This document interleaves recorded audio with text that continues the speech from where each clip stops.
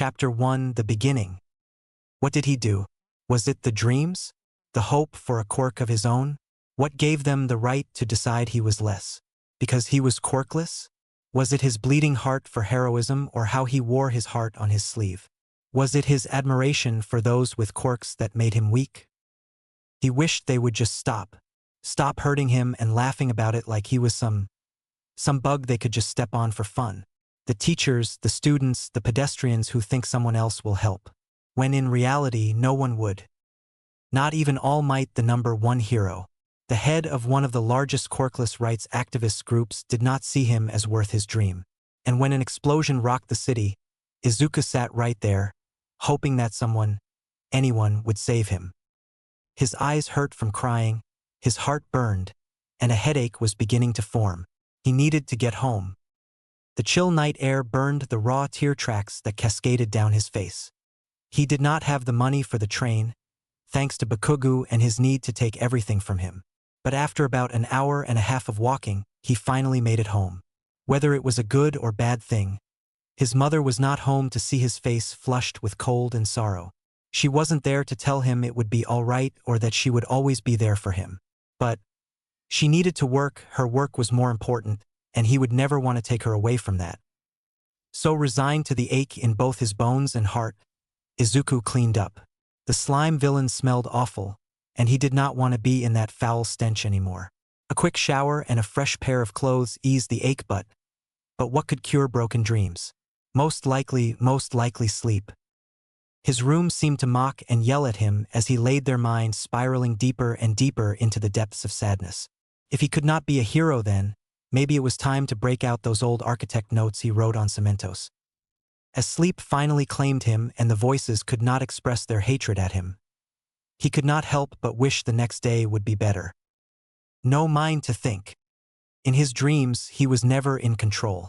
For years they had repeated the words said to belittle him during the day.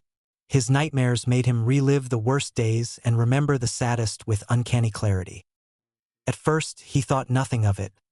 They were dreams. He would eventually forget them, but he never did. No will to break. Eventually, he started to believe the voices. Their hatred spread through him, and the sirens screaming in his mind were maddening. He could not fight back. Not against the evil of his dreams. Not when they spoke the truth. He was useless. He was weak and scared, undeserving of his mom, and he deserved his dad leaving them. He caused everything to go to shit for him and his mom. He should not have been born. And he could not deny that they were right. No voice to cry suffering. As his dreams only ever seemed to get worse, it became harder to speak up against the bullying, against the blatant, uncaring attitude against his life. Pain cries for help turned into quiet sobs and whimpers as he couldn't bring himself to care anymore. The burns and cuts and bruises on his skin seemed to meld with everything. He could not seem to focus on anything anymore. He was in a topless pit. It stretched infinitely towards the sky, yet even despite the odds against him, he kept climbing. The voices made him lose balance and fall. The scars distracted his eyes when he needed them most. The lack of any drive seemed to make the pit look even taller. But there was always a light at the top, so he kept trying. Getting higher with every slight and defamation on him was another inch. Every cut, bruise, and burn made him work harder to get somewhere. Whether it was a dream or reality, he needed to accomplish at least this. At least he would have accomplished something. The words of All Might, the anger, the disdain of his teachers, the dislike and pain from his classmates, the uncaring nature of all those who passed him in the streets, the fact he could not bring himself to speak with his own mom about any of it. The emotions weighed him down, but eventually, he made it to the light.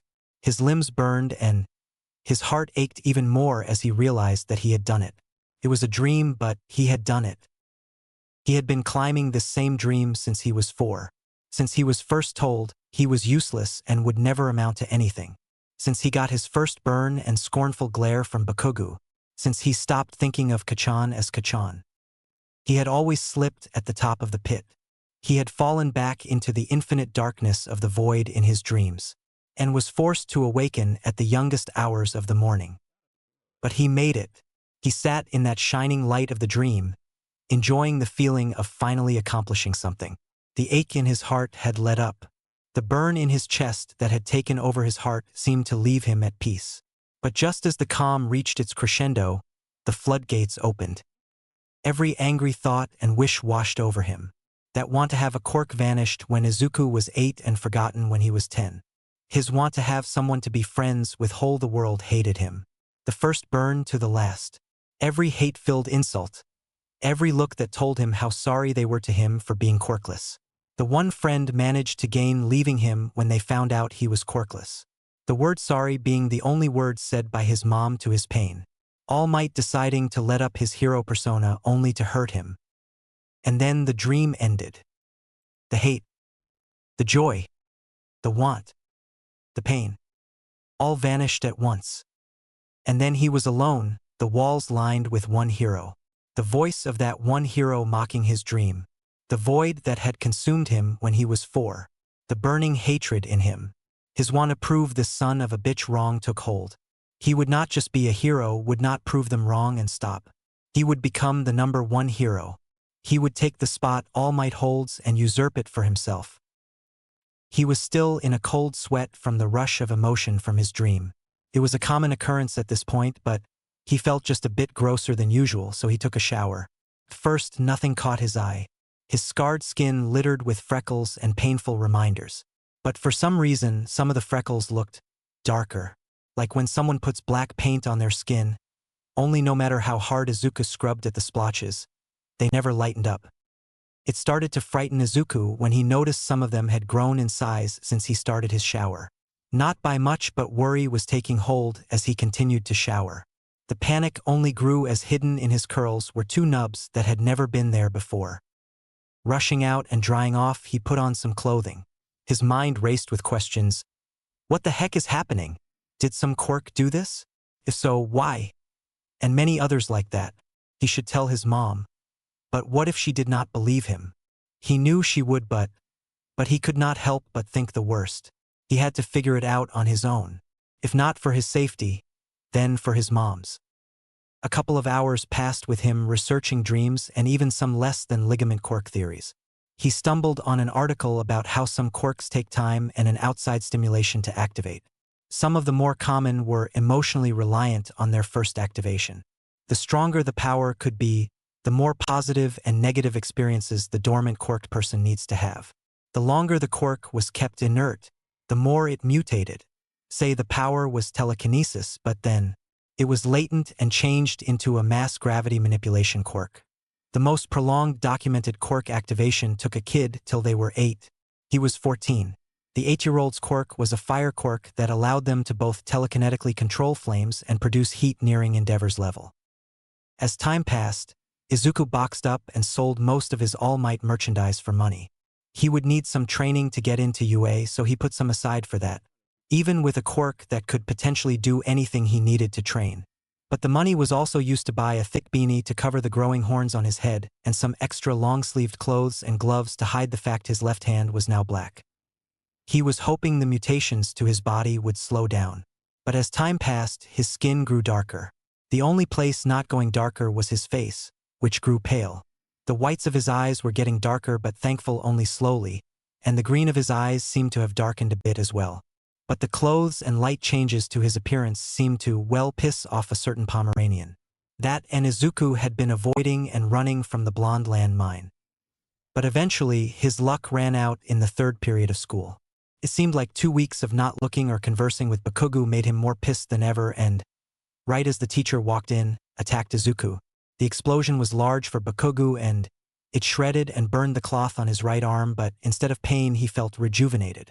The heat did not affect him one bit and, checking over his arm showed that the black skin was not even burned. The black skin that everyone could see. Fear shot through Izuku as he bolted out the door, only just grabbing his backpack.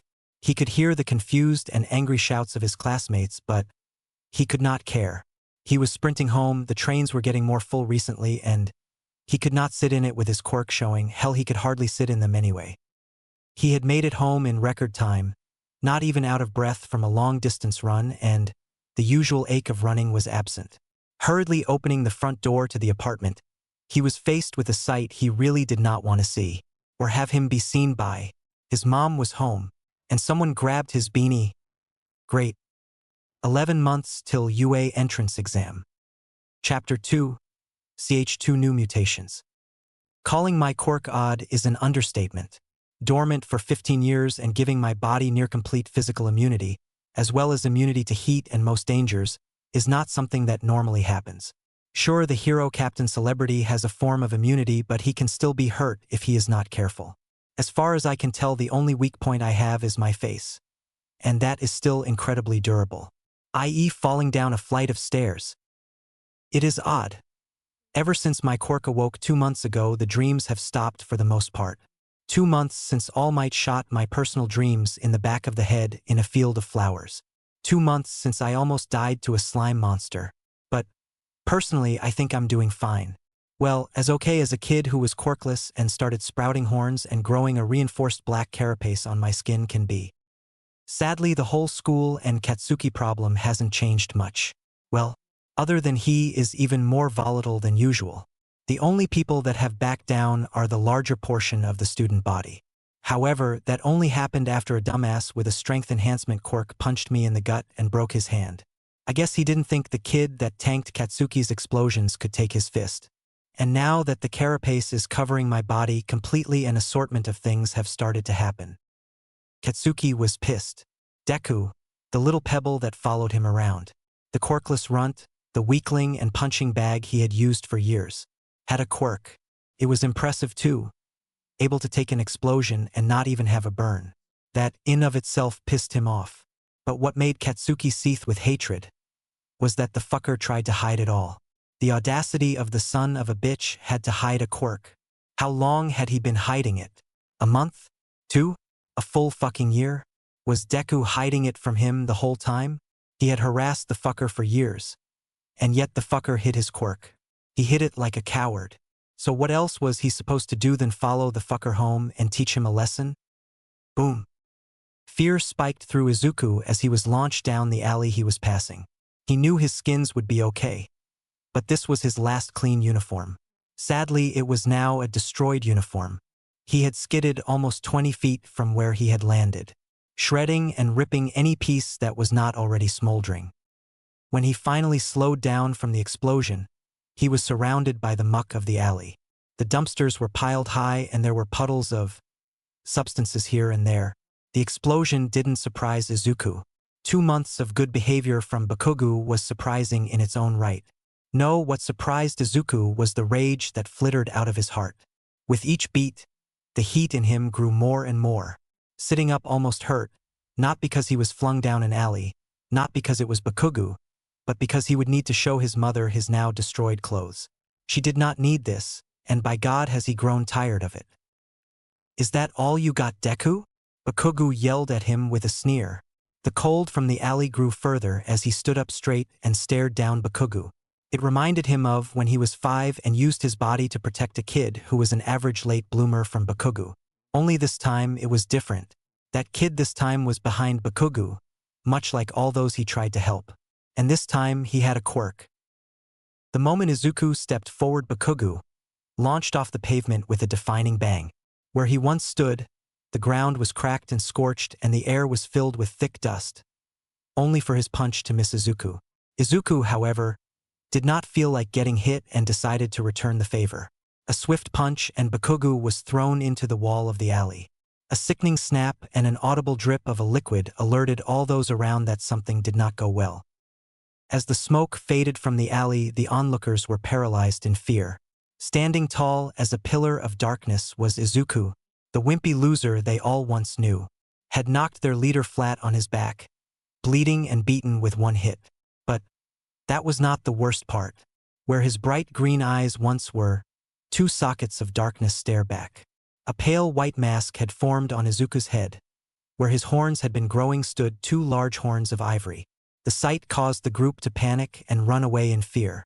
No one had ever beaten Bakugo. Inside the mask, Izuku was astonished. He had meant to hit Bakugo but not send him flying. But it wasn't just his new strength that astonished him. In the mask he could breathe, and for once, it wasn't difficult to. For years it was like someone had been choking him. For years it was hard to get in a breath when Bakugo would beat him to the point of not caring. But it was like the hands have never been there.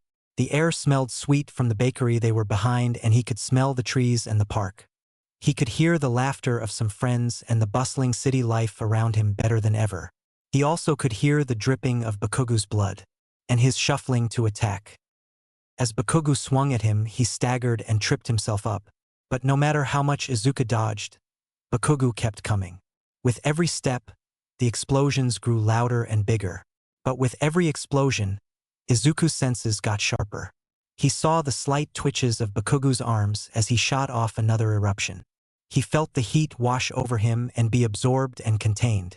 But he also saw the crazed look in Bakugo's eyes, the look of a feral beast wanting to rip him into pieces. A small slip-up allowed Bakugo a punch, but it only shattered his own hand as Izuku leaned into the hit. A quick jab had finished the battle as Bakugo's already bleeding head was hit again, causing him to fall into a heap on the ground. 3 hits that had hit and a lot that did not. 2 of them from Izuku and 1 from Bakugo. It was the fastest fight between them. It was also the first one Izuku won. Izuku felt the need to apologize to Bakugo, not for the ass-kicking, or the slight uniform damage he caused. It was more for not taking the fight all that seriously. Katsuki had obviously given it his all for how big the alley was. If it was bigger or he had more room to destroy, he could have done better. But Izuku was too occupied with the new part of his quirk, and the fact he couldn't speak with it didn't help. With a quick grab, he had hoisted Katsuki onto his shoulder. He needed to get him to the hospital, which meant the police would likely be called because one kid with skid-marked and burned clothing was carrying a bludgeoning victim. He was right about the police being called. After a quick checkup by the nurses, he sat in front of a police detective named Namosa Tsukachi. The fear of Bakugo using the school's influence to pin him for the assault was staunched by hearing what the detective's quirk was. The questions themselves were easy to answer. Was Bakugo hit by a car? No. Was IA part of a house fire? No. How did we get the damage to ourselves? He attacked me and I punched him twice. After a few more questions and answers were shared between the detective and Izuku, the detective gave him a card. This is a Quirk gym card. Just call, and they will get in touch with you. And considering how long your quirk was dormant, they will go hard on you to find out as much about your quirk as possible. Oh, thank you. Not a problem. Now let's take you home, kid, the detective said as he stood and walked to the door. His mother will be so angry, or pass out. Thankfully, his mom did not pass out from a police officer dropping him off at their apartment. The officer, with help from Izuku, told his mom what had happened and why he was being taken home by the police. When the police officer finally left their home, well, Izuku felt horrible. His mom was tearing and looked ready to hug him to death. He wished he had told her about the bullying. But what could they have done about it? Told the principal? Transfer him to another school? It's not like either of those options would have changed much. He would have been ostracized from any school, shunned by anyone who found out he was quirkless. Izuku, we need to talk. Chapter 3. I know that sometimes you can't speak to me, whether it is from the thought that I would not or could not do anything to help with the bullying, but I wish you had come to me. I could have homeschooled you. I could have done something to help you. Why, you do know that, right? You didn't need to hide everything from me. Izuku did not know what to say. He didn't want to burden his mom with his problems. He did not want to put her under unnecessary stress. And yet here he was, causing more than he ever wanted. I'm so sorry. I just didn't want to burden you with my problems. Felt wrong to lie to you, to tell you everything was fine. But I thought it was better than telling you. Once the words started coming out, they didn't stop. The pain from years of social, emotional, and physical abuse from his schoolmates, from his teachers. Like a dam bursting from pressure, pain-filled sobs filled the once silent apartment. The pain of nearly a decade of constant pain and hate fell from Izuku's lips. Once the conversation ended, Izuku was emotionally exhausted. In the last few years, he had kept everything bottled up, stowed away, so he never had to see it. But now that he had released most of it, he kind of just felt hollow. The pain in his chest had been his anchor to the world around him. Where he once felt a bubble of happiness, felt empty. His mom had made katsudon, but even the joy from his favorite food felt mute in comparison to how his memories portrayed joy. After the filling meal and highly emotional experience, it was time to sleep. It's not like Izuku had anything better to do. His dream of the night was odd. It was like he was suspended in darkness. The only light shone from a small sampling of a tree. Well, the tree itself was not glowing. Instead, it held glowing orbs in its branches.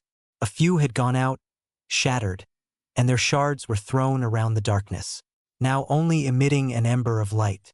On one of his hands he had a pin. It seemed to be a part of his hand in a way. It was an incredible shade of black, and its eyes were much like his masks, except white.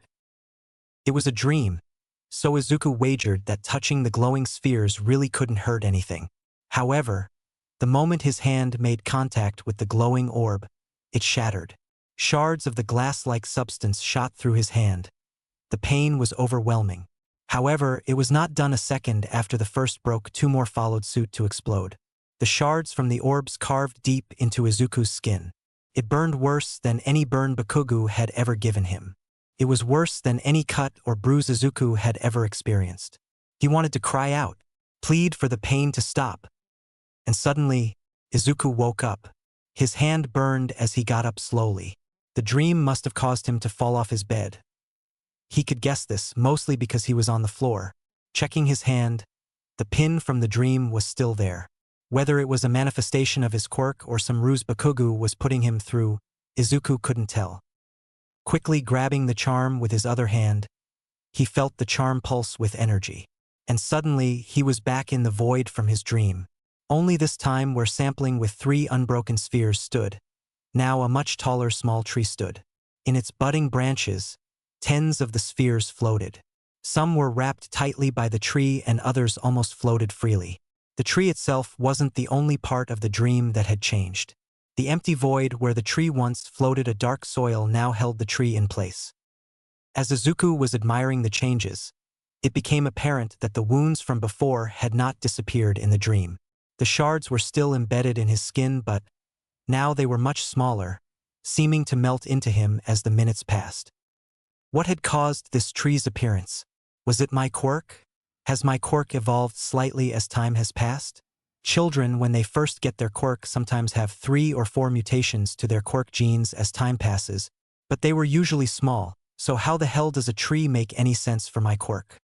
And then suddenly he was back in his room, seated on the floor, woundless and treeless. The day had gone slow after the odd dream. No matter what he did, the pin seemed to reappear on him. The charm seemed to appear almost 30 seconds after it had left his person, whether it appeared on his clothes or in his hair. It took 3 hours after he woke up to call the number the detective had given him. The person on the phone sounded tired, but after hearing the specifics of his quirk, the man had told Izuku to head to a building near the shopping district, which meant people. At least he was going to a quirk gym. The building itself was oldish. It was worn but more by age than neglect. After Izuku quickly knocked on the door, it was suddenly flung open. In front of him was a homeless ninja. He looked exhausted, almost like the man on the phone sounded like. On this man's neck was a scarf-thick white cloth that contrasted with his all-black clothing. It kind of reminded him of the weapon Izuku had seen a hero use once. The moment the door had opened completely, the man waved for Izuku to come into the building. The interior was completely bare, and there were cracks in the concrete floor. All the walls looked as if people had been flung through them, and it made Izuku uneasy. "You are Izuku Midoriya, right? I have a couple packets for you to look through," the man said, exhaustion clear in his voice as he grabbed a couple packets from the only table in the room. "After you look through these, we will conduct some tests to determine the extenses your quirk has on your physicality." A quick look at the papers, he saw a lot of exercises and meal plans, as well as a 3-month membership to a gym. The gym membership allows its patrons to use their quirks using the equipment, which was a plus. "The first test we will conduct is an all-around test.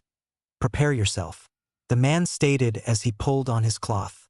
Before Izuku could react, the scarf was flying at him. Trapped his limbs before he could do anything. Then he was suddenly flung into and through the only non-destroyed wall in the building. Is that all you got, kid? I am missing sleep to help figure out your special quirk, and you let that happen to you. The boredom lacing the man's voice made Izuku mad. It reminded him of how teachers never listened to him, considered him more of an annoyance than a student. You just going to lay there or dash? The man did not have time to finish his speech as Izuku rushed at him. Izuku was not versed in hand-to-hand, but he had been a punching bag for years, so he could at least copy what he had seen. The ninja hobo, on the other hand, dodged every hit Izuku had thrown as the battle had continued around every room in the building, sometimes even hitting Izuku through a wall a couple of times. At points in the fight, the man's hair raised, and everything got warm for Izuku, like his quirk stopped or something. Eventually, the first floor of the room looked like a wrecking ball had blown through. What was left of the walls and the small amount of furniture had been crushed, and the floor had Izuku-sized craters cracked into them. The man after the test had given Izuku a card. The card would make any accidental activation of his quirk in a public space passable by law. However, if it was ever to be used on purpose, the card would be revoked. The hobo had also given him a small packet on ways to figure out more on his quirk. And then he left. They had just destroyed an entire first floor, and this guy just left. That fucking ninja hobo just left him alone in a destroyed building. 3 months since the villain and the duo of douchebaggery. Drip, drip, drip. With every drip, the black-colored pool under Izuku grew wider. His face, forced into a silent scream of agony as he cracked the mask guarding his face more and more, until finally, it gave way. The snapping of the bone that protected his face broke the silence of the night, the shards falling to the ground, mirrored by more of his dark blood and tears. At first, he thought it to be a coincidence his mask could take more of a beating when it regenerated, but it would need to be broken first. So he started his newest training regiment. A couple hours after his mom would go to sleep, Izuku would head into his bathroom. And then, for the next couple of hours, he would sit in the tub and forcefully break and regenerate his mask over and over again. At first, he had to take breaks between every crack and shard. But now, sometimes he could not stop. Sometimes in the heat of the moment, he would recall how weak he is, how useless he has been for the last 10 years of his life. And then he would dig his fingers deeper into the cracks and pull harder. He could be more powerful now. He can be. But first, he would need to break a bit more. Work a lot harder than he had before. Sure, he would sometimes go too far.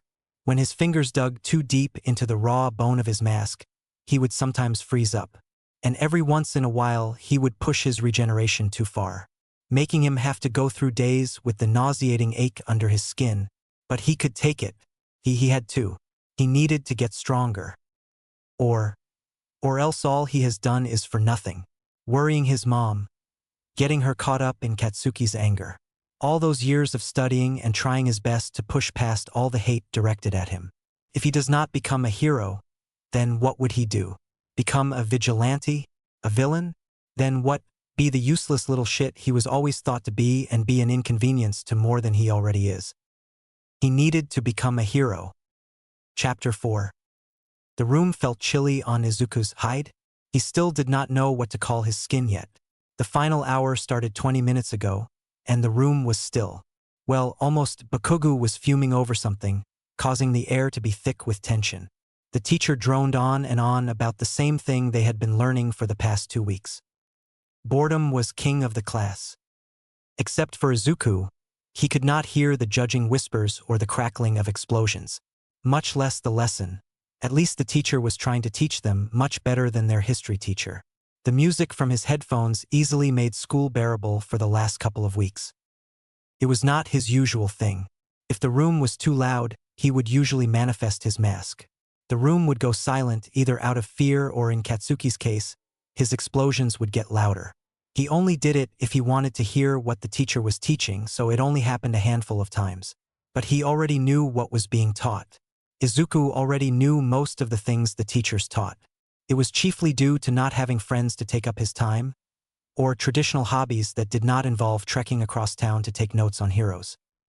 Izuku thought that his school life would be better after he got his quirk. That, with a quirk, people would willingly talk to him and he would be accepted into even the smallest of groups. But that sadly was not the case, and in some ways his days got worse. He was still picked on and bullies hit him. But instead of getting in trouble for starting the altercation with the bullies, he now got in trouble for them breaking their fingers on his skin. Or, in one case, breaking a chair that had been used to hit him in the head. In his walks to the dojo, he knew he was getting followed by Bakugo and his cronies. He knew they were trying to dig up some dirt on him, to frame him for something. But they could not follow him across rooftops without using their quirks. Izuku would know the heroes that patrolled rooftops were sticklers for quirk usage laws. If he was eating out with his mom, he got dirty looks for what he could only guess was his eyes or horns. The horns were not all that odd. Perhaps it was just his eyes. The black scara was a bit of a newer mutation, and personally, he liked it. The worst thing about how things have changed since Izuku's quirk appeared, however, was the heat absorption. He could not stay warm at night without a mountain of blankets. And, if there was too much heat, it caused him to overheat. It felt like a panic attack. And when he was surrounded by a crowd and overheating, sometimes it was both. He could not count the number of times he had broken down in the comfort of his bed because of how mentally exhausted he was after going shopping. But it was not all bad. Izuku had a quirk now. Izuku was part of a really friendly dojo and had people who wanted to be his friend there. It was not like he did not want to be their friend. It is just, the last friend he had left more scars on him than any villain ever could. What if they turned out to be the same? Would it be his fault for getting too close? Would it be his fault for letting down his guard for even a moment and getting hurt? Would the nail masters do anything about the bullying if it started? Would they watch and laugh like the teachers that like to watch him be hurt? There was a chance that they were good people and he did not need to worry. There was a chance that he could have friends. But it was slim. Izuku did not know what he would do if these people turned out to be like the people at his school. There was also another good thing that came from his quirk. And maybe because they could not hurt him as bad as they once could. His bully problem basically vanished. Other than Bakugo, Izuku was left alone by the majority of the school. Well, other than them making fun of him still. And in comparison to how things used to be, where his notebooks were taken and burned and his clothes torn, it was a massive upgrade. Midnight was not a time Izuku would usually be up, especially on a school night. But the cool breeze of the night air on top of the apartment complex was soothing. So here he was, watching the slow nightlife around his apartment, with half a sandwich and one of his thick blankets around his shoulders. Thankfully, it was a Friday. Well, now it was a Friday, the school day was in 6 hours, so staying up would not make his life as bad as if he stayed up on Monday. It's just, Izuku had a quirk now, after nearly 15 years of being quirkless, and it only just hit him how surreal it was for him to have a quirk. Perhaps it was because he had not had time to think because of all the tests and extra training. But what he was living the dream of all quirkless people. And his dream, well, a variant of it. He used to want to be a hero like All Might. He used to look at Katsuki as the pinnacle of winning and victory, following both of them as his idols. But that landed him with quirk-amplified depression and a fear of crowds. Was it their fault he could not help but see every person in a crowd as a threat? No, but Katsuki definitely started that fear. Izuku was 8 when they started crowding him. It began as an intimidation technique because how else would we figure out what scares villains if we can't test it? And who better to test it on than a Deku?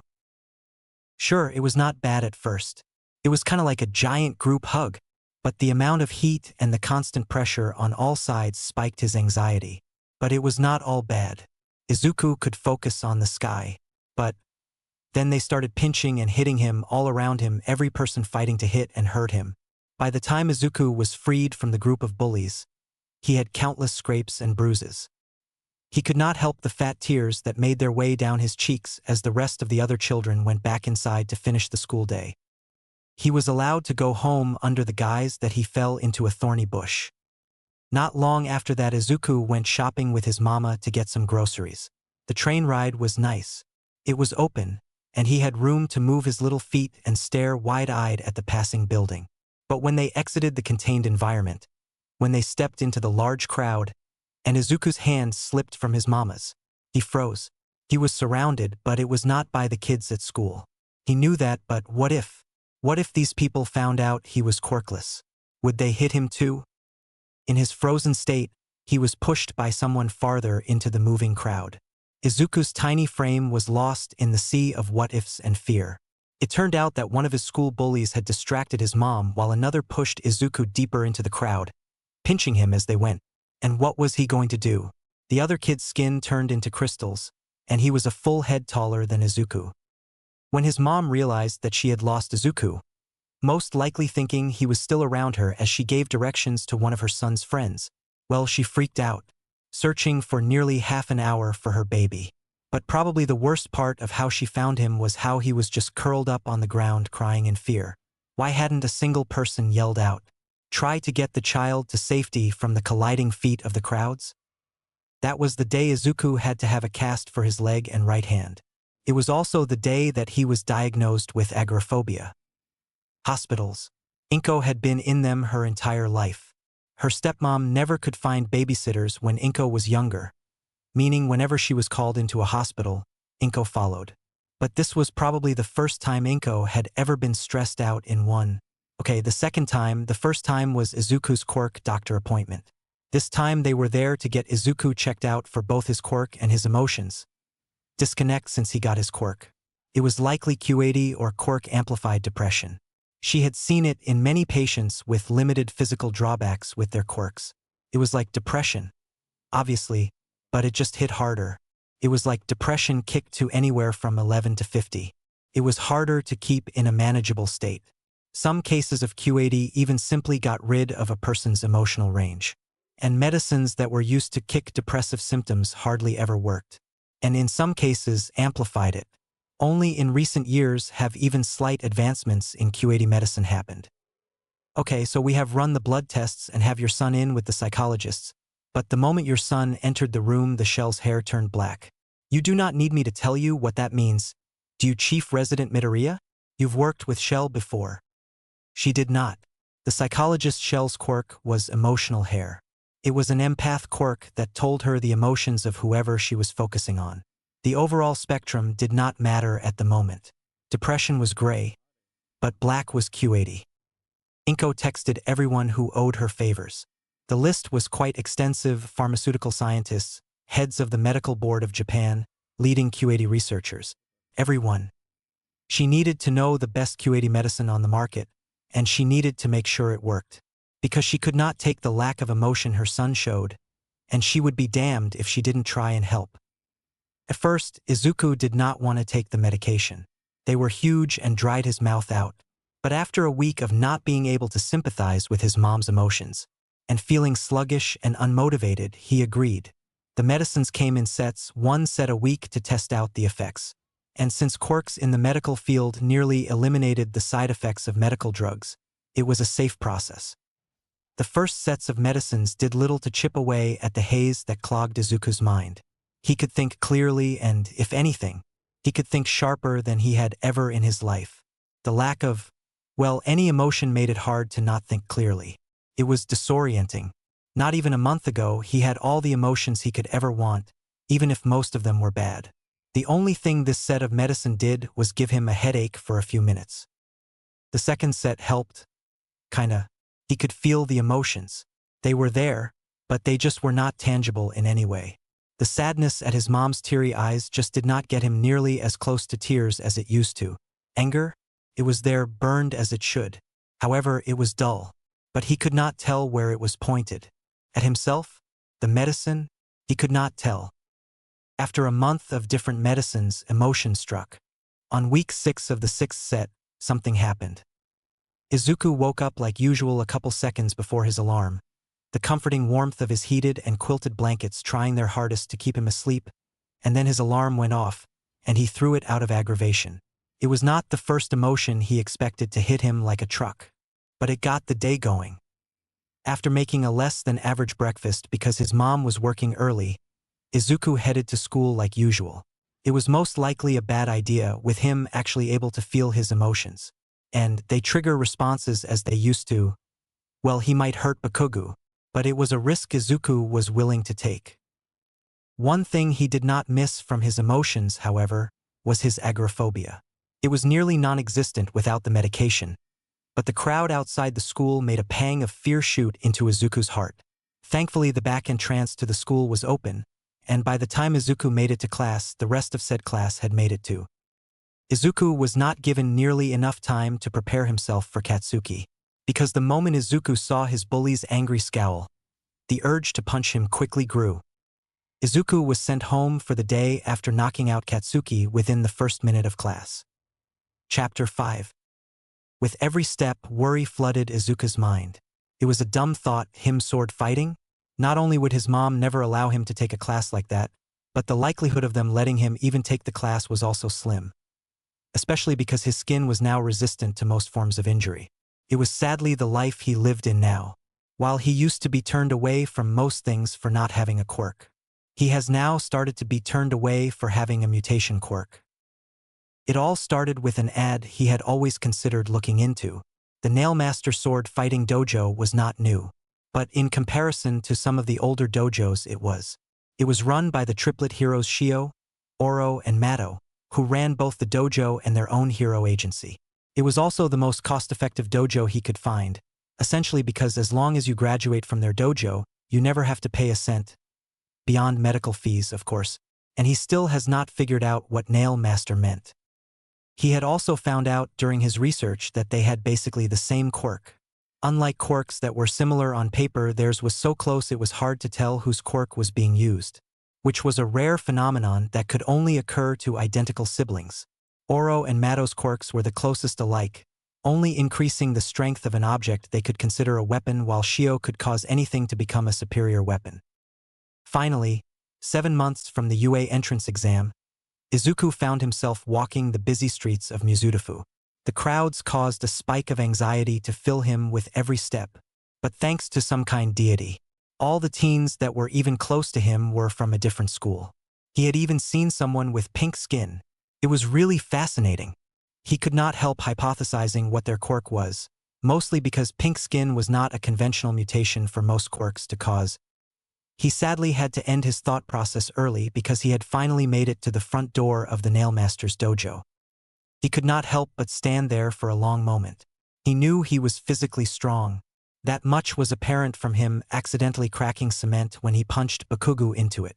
But he did not feel comfortable with punching things. It felt too much like the #1 jackass's trademark. He at least knew the Nailmasters were better heroes. Their reputation had not been tarnished since their debut, and their popularity had remained relatively stable over the years. So why did he want to learn sword fighting in the first place? To be honest, it was the powerful aura wielding a sword gave off.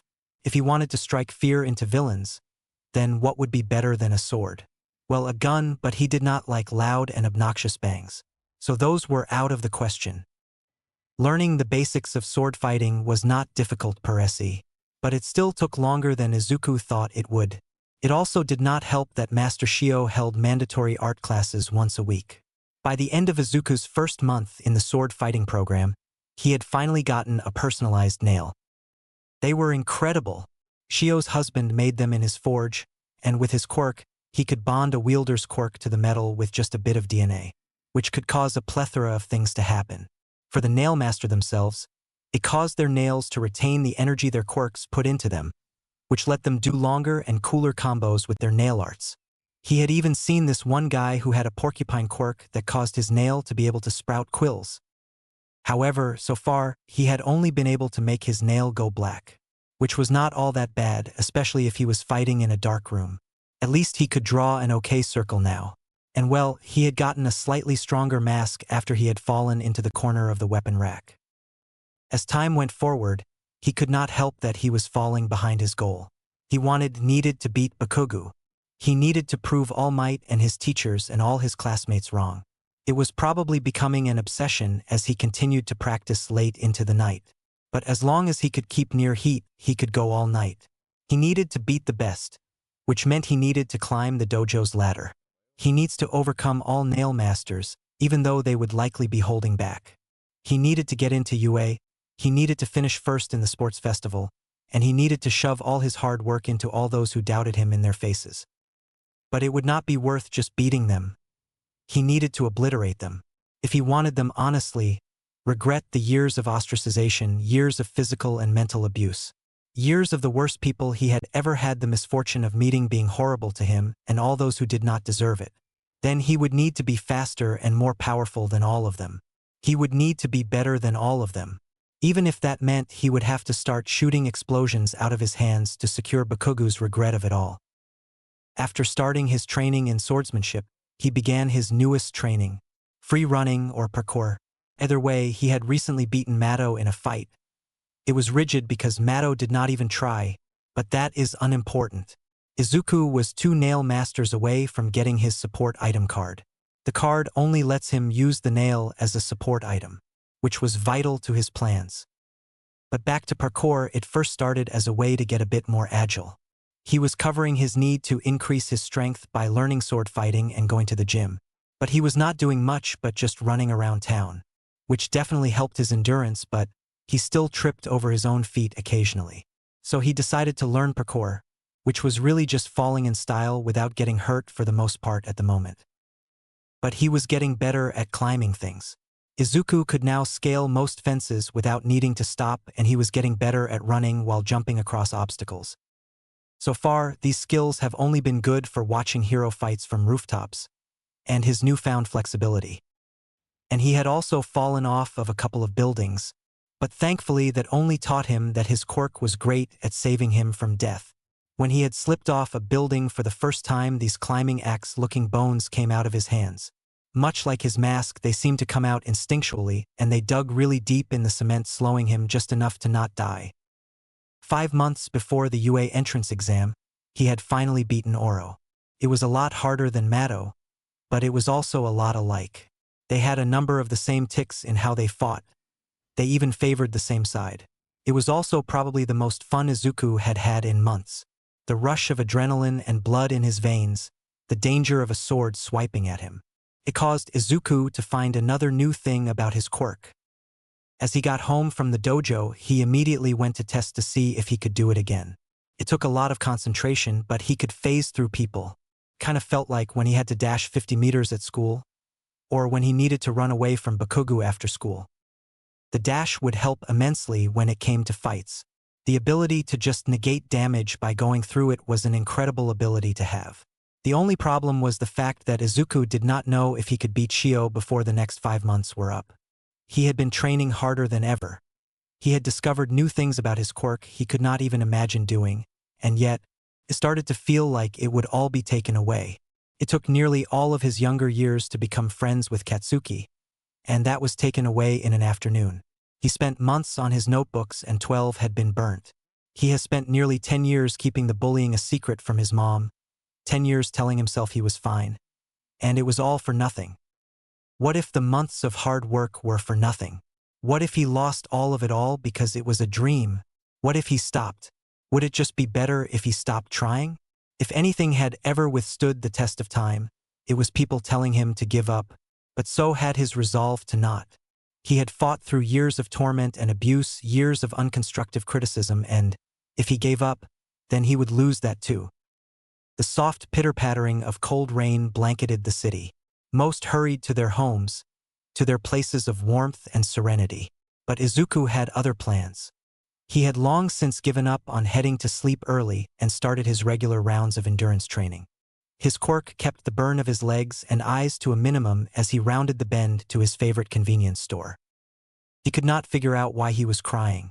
Perhaps it was the rain. It used to make it hard to smile long before the abuse started. Or maybe it was the worry.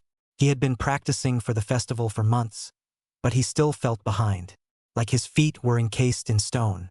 But it was not all that bad. Izuku no longer bothered because of his notebooks. He was given the same respect by his teachers. Kinda. He had a quirk now, so why did he feel sad? Was it the lack of friends? He had not had friends in years, yet he always had Bakugu. For better or for worse, he had the nail masters now, which was a massive increase in socialization. So why was he sad?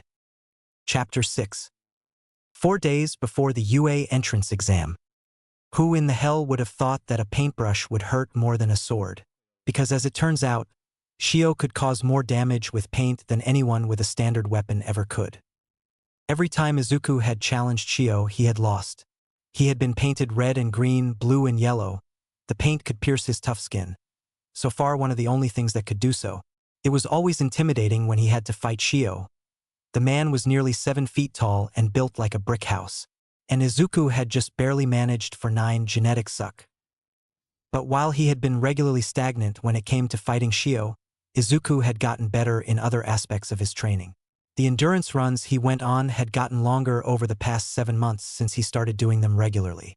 They originally started 5 miles, nearly causing him to pass out even with the athletic increase of his quirk, and then they escalated to almost 10 miles.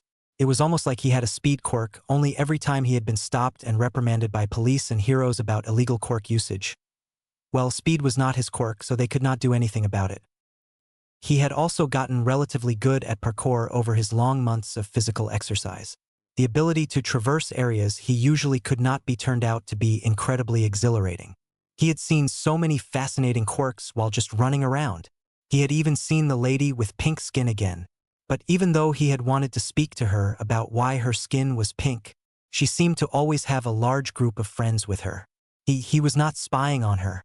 She just seemed to always be in the entertainment district. It was not his fault his usual run ran through there. What do you think he is mumbling about now? To be completely honest, I have lost count of the topics he speaks about while he mumbles.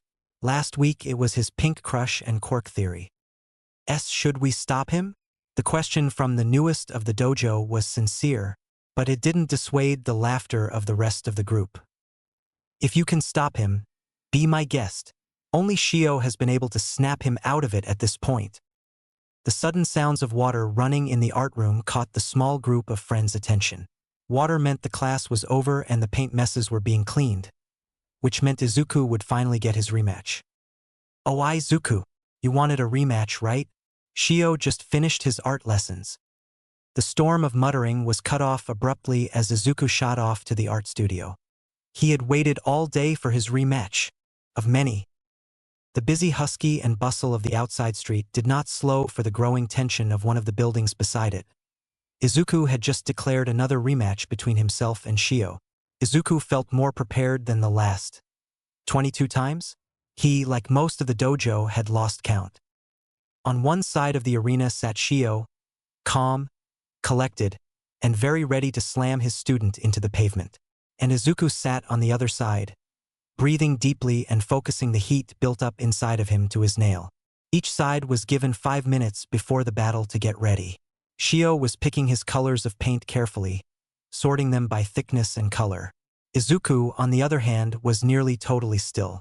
The only sign he was preparing anything was the dark aura that seemed to bathe the room in shadow. Oro walked up to the edge of the arena and spoke. Your 5 minutes are up. We once again welcome Master Shio onto the arena, and his small opponent Izuku Midoriya. The excitement in his voice sounded forced to all present. They had gone through it many times. You both know the rules. Quirks are permitted and the use of deadly force is prohibited. You may start when you are ready. The silence of the arena surprised many. Izuku was commonly the one to strike first. However, the only thing he did since the start of the match was called upon his mask. Shio struck the first blow of the competition. A thick stake of thin yellow paint sliced through the air from sharpening and thinning as it flew to its stationary target. Only it never hit its mark. In a millisecond, the room seemed to darken. The bright shine of Izuku's mask blazing a train as he seemed to appear behind Shio, cutting at his instructor's exposed shoulder muscles. Only where blood should have started flowing, it seemed to harden around the wound. A streak of thin blue paint cut deep where Izuku had been, digging inches into the thick cement wall of the arena. Shio expected his protege to appear behind him again, anticipating it with another streak of blue where he should have been, only to be landed on top of by his small student. Izuku's nail dug deep into his master's muscle. Not enough to kill or even maim, but it definitely hurt.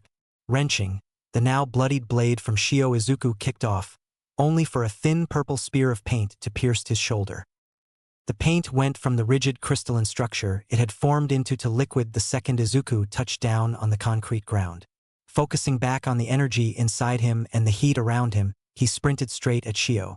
The elder fighter, with practiced ease, dipped his paintbrush on his easel, focusing the energy inside him into the paint, and with a graceful wave of his large hand, sent a wave of color careening towards his disciple, only for the sharp blade of paint to be consumed with a horizontal streak of black energy. Shio jumped into the air, dodging the supercharged darkness as it passed, only to be caught in the side by another. The shredding black dug deep into his tough skin, but the greater of the two strikes hit the cement behind him, carving several inches into the wall. The sudden new move their little green warrior had produced caused all three of the Nailmaster's interest to be piqued. The little one must have been practicing for weeks on that attack. The momentary lapse in concentration left Shio open, and a sudden weight crashed upon his shoulders, and the cool edge of his student's blade pressed firmly on his throat. A second passed. Then two. Then Oro spoke up. "Well, it took a while, but today, young Izuku wins." The sudden escalation jarred the small crowd out of their surprise. The group of regular attenders cheered in joy for their small friend, and the heroes themselves could not help but be proud. Sure, it was not an all-out hour-long slugfest, but it was brutal. In a real fight, they all knew Shio would win, but it was more of a test of determination. No one beat Shio on the first try. Hell, no one had ever beaten Shio when he went all out. But it showed that even when he lost, Izuku would keep trying. And that was all they needed. A small party was held after the arena was cleaned of paint and blood. Izuku was given his hero-certified weapon carry license as well as his support item certificate. By the time the treats had been eaten and the fun had been had, Izuku did not want to leave. The Nailmasters had always been kind. Mado had always been called Dad teasingly for his doting nature when one of his students did something right. Oro had always been thorough in his teaching, and even a bit dense, but he always wanted the best for the students. And Shio always thought of their futures, teaching them art as a stress relief mechanism and a way to express their emotions, going the hardest on them in training because he knew they could do it. So Izuku sat in the comfortable familiarity of the dojo that he had grown used to. Sure, he could come back and train, but when he got into UA he would not have the time. All the hero training plus his personal training and studying and trying to just make it through the hallways each day. Just the thought made him exhausted. Heavy footsteps fell next to Izuku. The great shadow of Master Shio engulfed him as Shio sat next to him and began to speak. "Izuku, I do hope you make an appearance here every now and then, even if only to resharpen your blade. And do keep in touch. We'll celebrate you getting in UA when you get the letter, yeah? Your mom already agreed to a small party, just you, her, and me and my brothers. How does that sound?" The only response Shio got was Izuku leaning on him heavily, lightly snoring.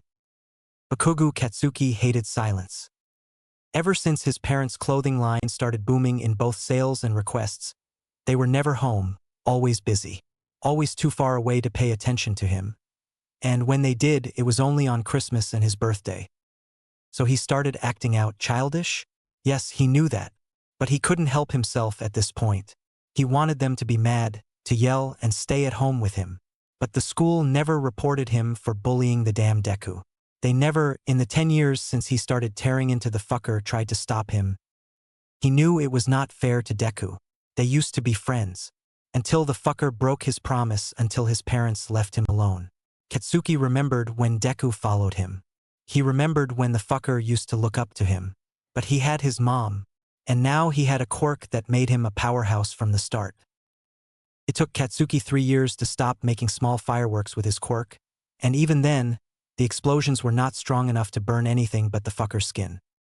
But when the police called his parents, when the policeman put bullying on his record, when the police said that the punishment would be handed out by his parents, he expected more than the disappointing silence they gave him. He was expecting his mom's anger.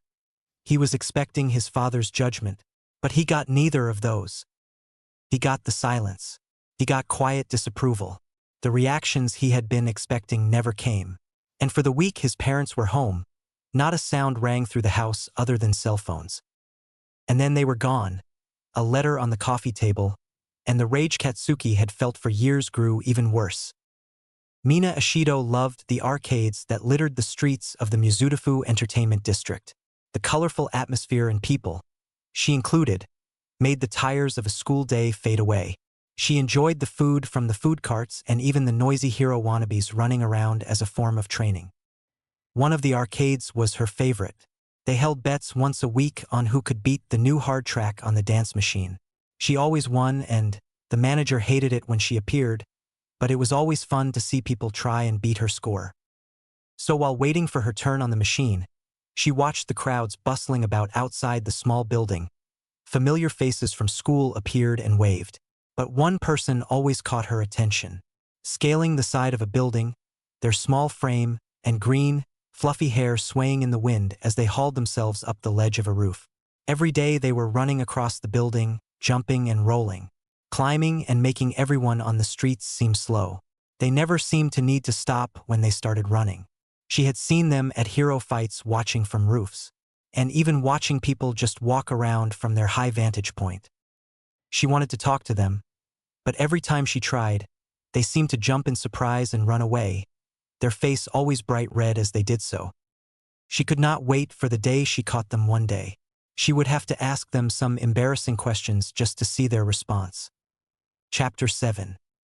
The day of the UA entrance exam. Izuku was not ready. Everything had started off perfect. Izuku woke up early and took a shower. The hundreds of blankets he used to stay warm during the night were scattered across the room carelessly. He took his Quirk drawback medicine while he ate breakfast, and then he headed to take the UA entrance exam. The train ride was nice. No one came over and sat next to Izuku or even spoke to him. The number of people taking his train to the station near UA was thankfully low, and most of them were from his school and scared of him. He felt ready for the exams themselves. He studied the week before religiously and had been training for months just for the physical part. But just because Izuku knew he could take the hits of whatever he was fighting, just because Izuku knew he could fight, did not mean he did not fear getting hurt or failing. And what if he slipped up? What would he do then? Become a police officer? Go to another school? Would another school take him? He could not fail. Izuku did not know what to do if he did fail the exam. Izuku felt that he was ready for the exams, but he was not prepared for the crowds in the slightest. From the moment he glimpsed the massive glass and steel structure that was UA's main building, he became aware of the enormous mob of people in front of it. It just kept growing and expanding. Izuku saw people leave the crowd, but it never let up. New people, new threats, new people that could hurt him worse than those who came before them. He could hear Katsuki yelling at him and bumping into him, but he could not focus. He could not respond. The constant churning of the crowd and he could not breathe. Why could he not breathe? Why could he only gasp for air? Was he overheating? His diaphragm was contracting. The air went in, it stayed for moments, and then he relaxed and it went out. So why can't he breathe? Mina felt like she was going to be late. The crowd was massive, and no matter how much she fought to push past it, it only seemed to get harder to move. Then she saw a familiar mop of green hair it was easy to miss due to how tall everyone else in the crowd was, towering anywhere from a foot or more above him. But the boy seemed to not be able to breathe. They were grasping their chest, and from what she could see, tears were running down their face. The boy appeared to be trying to push through the crowd, but the masses in front of him were fighting back, forcing him farther from UA. Why was no one helping him? He was freaking out. Did he have a phobia of crowds? Is that why he stayed on the top of buildings? With a newfound determination, Mina pushed past the massive group, nearly knocking over a surprisingly small kid with balls for hair, and grabbed the green-haired boy's hand. Initially, he glanced at her in fear, his eyes wide and glassy with tears. But once she started pulling him to UA, he gripped her hand tight. After she nearly bulldozed through the crowd, pulling him along the whole time, did she glance at his face for the second time. His eyes were closed tight as he gripped her hand as she pulled him past the crowd. When Mina and the Greenit passed the school's threshold, the crowd seemed to disperse, were most of the mob reporters. As they walked into the main building, she pulled the boy into an empty hall. They might be late because of this, but she couldn't bring herself to care. He needed quiet and a friend. She sat them down next to a door and draped an arm around his shoulders, which, with how he tucked into her side, he appreciated. A couple of minutes passed as his breathing started to even out. When he finally peeked out of her side, she noticed something that she really should have before. Holy shit, your eyes are like mine. Her happy escalation caused the boy to falter for a moment, surprised by her outburst. Ah, sorry. You know, it's just not everyday people have eyes like mine. But we should hurry, the tests start in 3 minutes, I think. But do not worry, we're really close. Oh, we are so going to be besties. When Izuku came to his senses, he was not expecting to see the pink girl. She was so pink, and really energetic and friendly, and tall, and pink. Really, he felt like she was just being nice to put down his guard. But she seemed so genuine as she talked on and on about this and that, especially when she noticed his horns. The laughter that came from her was incredible for his mood. She kept calling him an eye and horn buddy as she pulled him to the auditorium.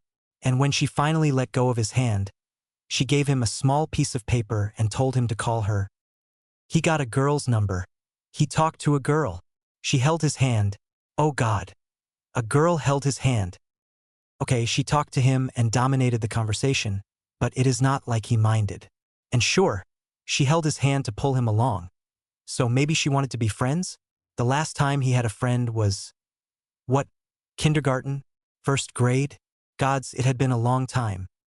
The written exam will start in 1 minute. Please hurry to your seats. And with a yelp, Izuku entered the examination auditorium, with a massive blush on his pale cheeks. The low rumble of the AC unit filled the cooling auditorium, its sound drowning the light scraping of pencils and paper being flipped. The occasional growl of frustration made its appearance, and Izuku couldn't help but jump lightly. It hadn't even been 30 minutes in the 3 hours allotted time when Izuku had finished the math and science portion of the test. Thanks to his hobby of writing and analysis on heroes, he could put his thoughts on paper as fast as they came. By the 45-minute mark, the English test had been cleared, and he was starting on the heroic section. Morality questions that were opinion-based, laws and regulations, and the occasional treatment question appeared before him. By the time he finished the exam, it was 1 hour and 4 minutes into the allotted time. But the massive amount of people in the room made the wait unbearable. 3 seats down, a kid looked around, glaring at all who dared to look at them. 8 seats to his right, another kid banged their head against the table. He needed a distraction. It was somehow too quiet and yet too loud in the auditorium. The unused scratch paper he had left would have to do. By the time the 3 hours were up, Izuku had analyzed everything he could on the scratch paper. The girl next to him, blonde hair and horns, likely their quirk, had to do with that as the horns were massive in stature. The horns most likely played a part in their quirk. The pink girl? Ashido Mina, if what her friendly ramblings that he remembered were correct. Pink skin and hair, as well as a dark scara around her golden eyes. Pink hair was not all that rare. It was usually a mutation caused by an ancestor's quirk. If his research was correct, it would be kind of like how his green was a mutation of a plant hair quirk from his great-grandfather. The color itself is likely a dominant trait of the hair in the family's quirk gene for both of their cases. The black scara, now that one is a bit harder. Mutation quirks could cause a whole host of changes. An extra joint or body part like a tail could be caused by an entire muscular and skeletal mutation quirk.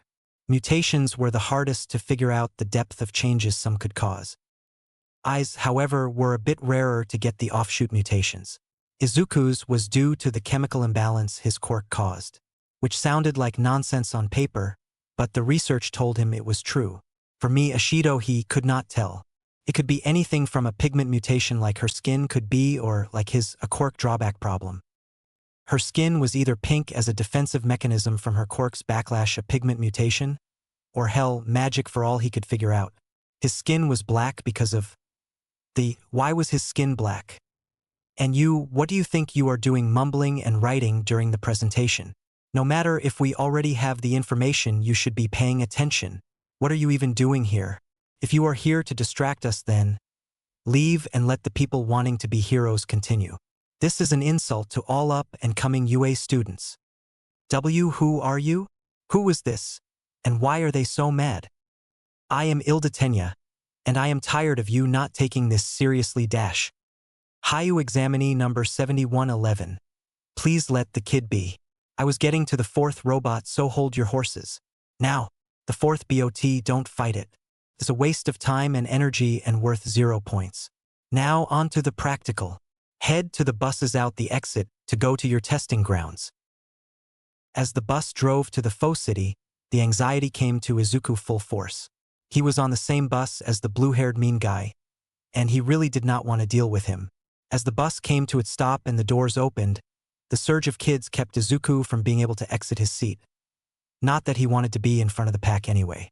But as he left the once crowded bus, he caught a glimpse of his friends, pink hair.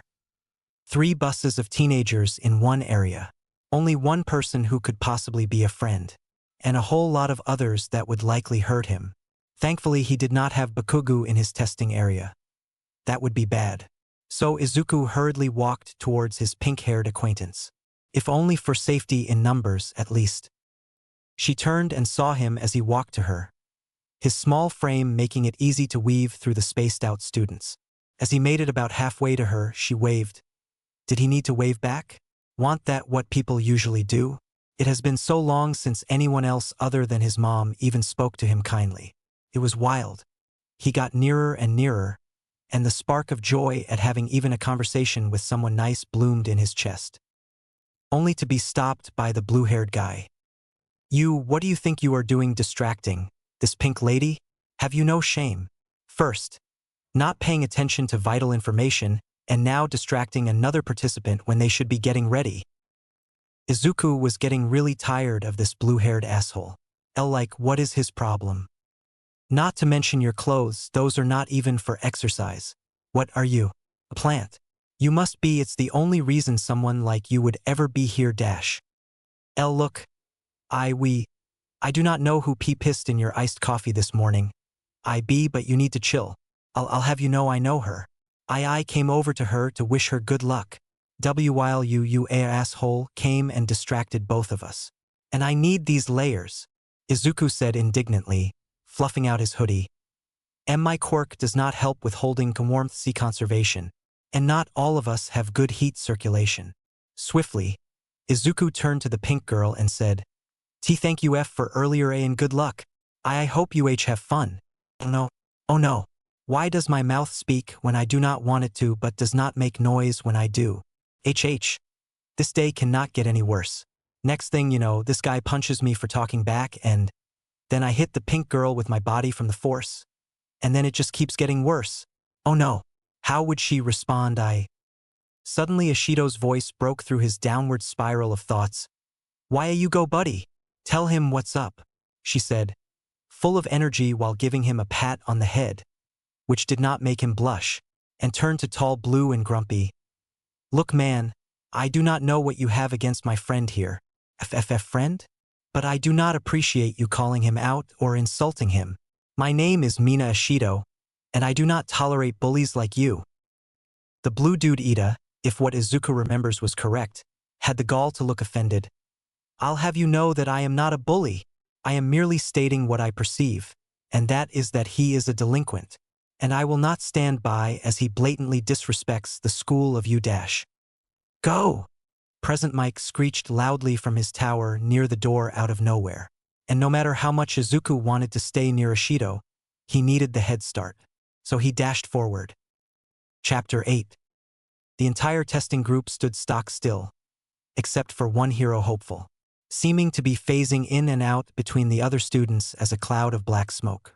And taking first place in the race to kill the bots was Izuku Midoriya, his pearly white mask and oversized hoodie disappearing into the distance as the other students finally realized what was happening. Izuku wasted no time. A bright smile is hidden behind his mask as the burn in his chest flared. Dark energy pulled along the length of his nail, flickering like a black flame, seeming to lengthen the blade by inches. The dark energy around his sword reached its crescendo as Izuku slashed horizontally against the first small pack of robots. The black power, melting its way through the 4 one-pointers as Izuku leaped over them, leaving them as small piles of halves. Landing with a short roll, Izuku kept his momentum, the beating of his heart a war drum on his one-man crusade, quickly switching his grip on his sword, letting the blade point behind him. Izuku ran over to the side of a building, using his speed and the small cleat-like spikes on his shoes. Izuku jumped his foot, finding purchase on the concrete as his Quirk's bone-like shoe spikes into the wall. And then he pushed off towards a group of three-pointers. He landed on top of one, using his reversed grip to stab into the robotic monstrosity as he slid down its back. The moment his feet hit the road, the other three-pointers attacked. Izuku's mind went into autopilot as he dodged the surplus of attacks, not paying attention to the sparkly laser that burned through one of his opponents. Swiftly cutting through the offending limbs of the robots, Izuku quickly finished off the two that were left. Before Izuku could leave, he saw a robot had pinned down another contestant. He wasn't Katsuki, so Izuku ran over to the downed participant, easily prying the massive hulking machine off the other. Before the other contestant could speak, Izuku was sprinting again. Talking was a waste of time in the heat of battle, and his mask was up so he couldn't if he wanted. The song of battle inside Izuku played aloud as he ran into the brunt of the robot's forces. His heart was beating fast, and his brain was working overtime as the pool of heat in his chest grew. A flick of his hand and his sword was gripped regularly, the fiery feeling of his slash pooling double time in response to the horde of mechanical beasts. He kept it pooling into the blade as he hacked through a large number of robots. Jumping on top of them, aiming for what he could guess was their heads, making his way to the middle of the group. Once he had managed to fight his way deep enough into the horde, Izuku let the heat in his blade go, spinning around, letting the attack out in a circle around him, slicing through his foes with pitch-black energy.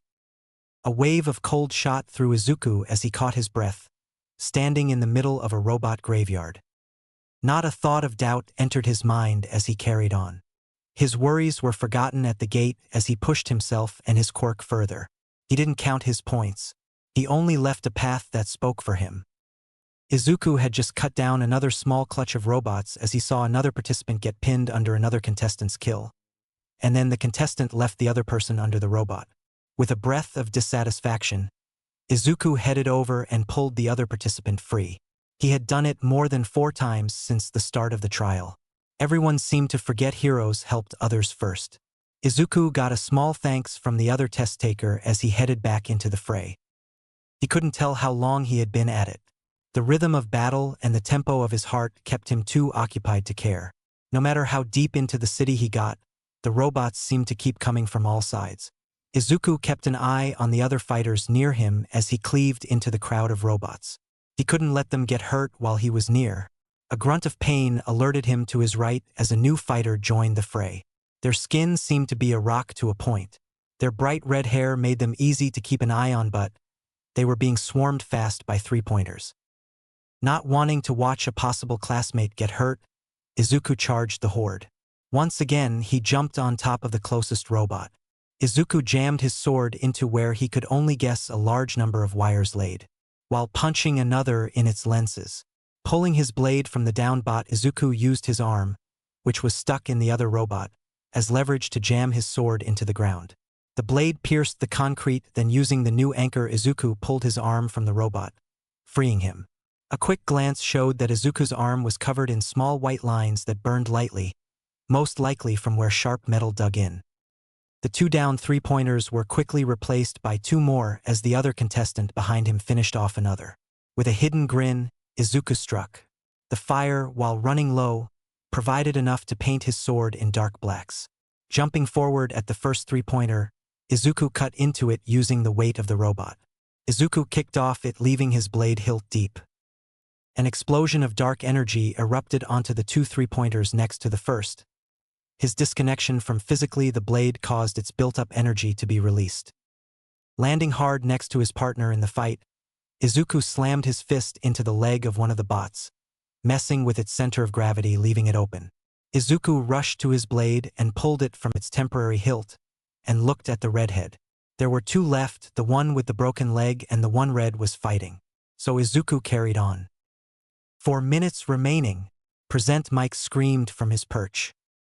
The other teachers, however, were sitting in the darkened viewing room, watching the hundreds of screens that lined the walls. Most of the teachers were excitedly picking out the students that impressed them the most. Some eyes were firmly glued from time to time to the student with assault on their record. That one was constantly blowing robots to bits and yelling at other participants. while different eyes were set on the only student with a sword and never spoke a word.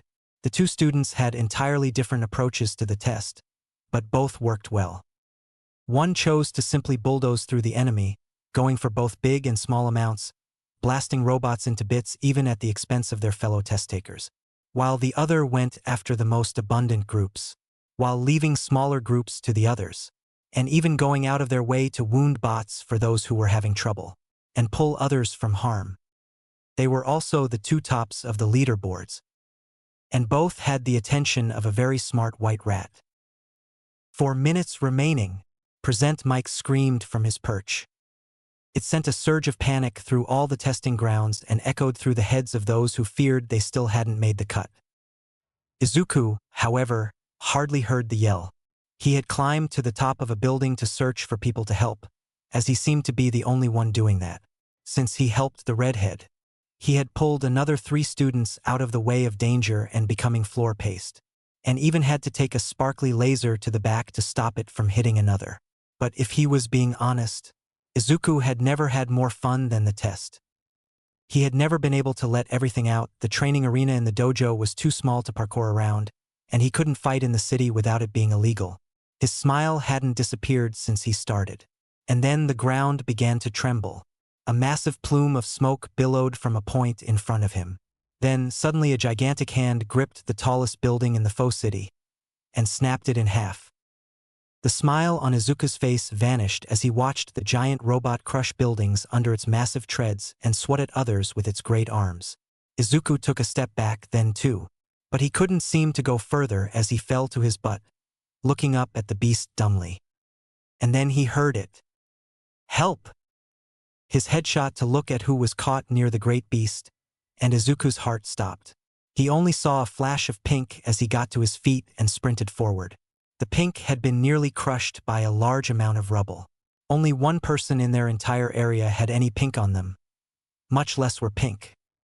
Izuku's mind worked a mile a minute as his feet pounded the pavement, bounding feet and cracking the cement under him, tearing his shoes as he went. The heat in his chest flared brightly within him, the pseudo-cuts on his arm mending with every step. The robot continued its path, closer to the only person in years to be nice to him. He would be damned if they got hurt any worse. He wished he actually said anything during their conversations. Izuku wished he had met a kind person like her before the test. He could have used a friend. The scream of absolute terror of the robot's size caught in his throat as he skidded to a halt next to the pink Ashido. Grabbing desperately at the blocks, Izuku heaved them off, mentally questioning why she didn't melt them like the robots she had been fighting. Quirk overuse. Her hands were covered in cuts and raw as she helped push the blocks off.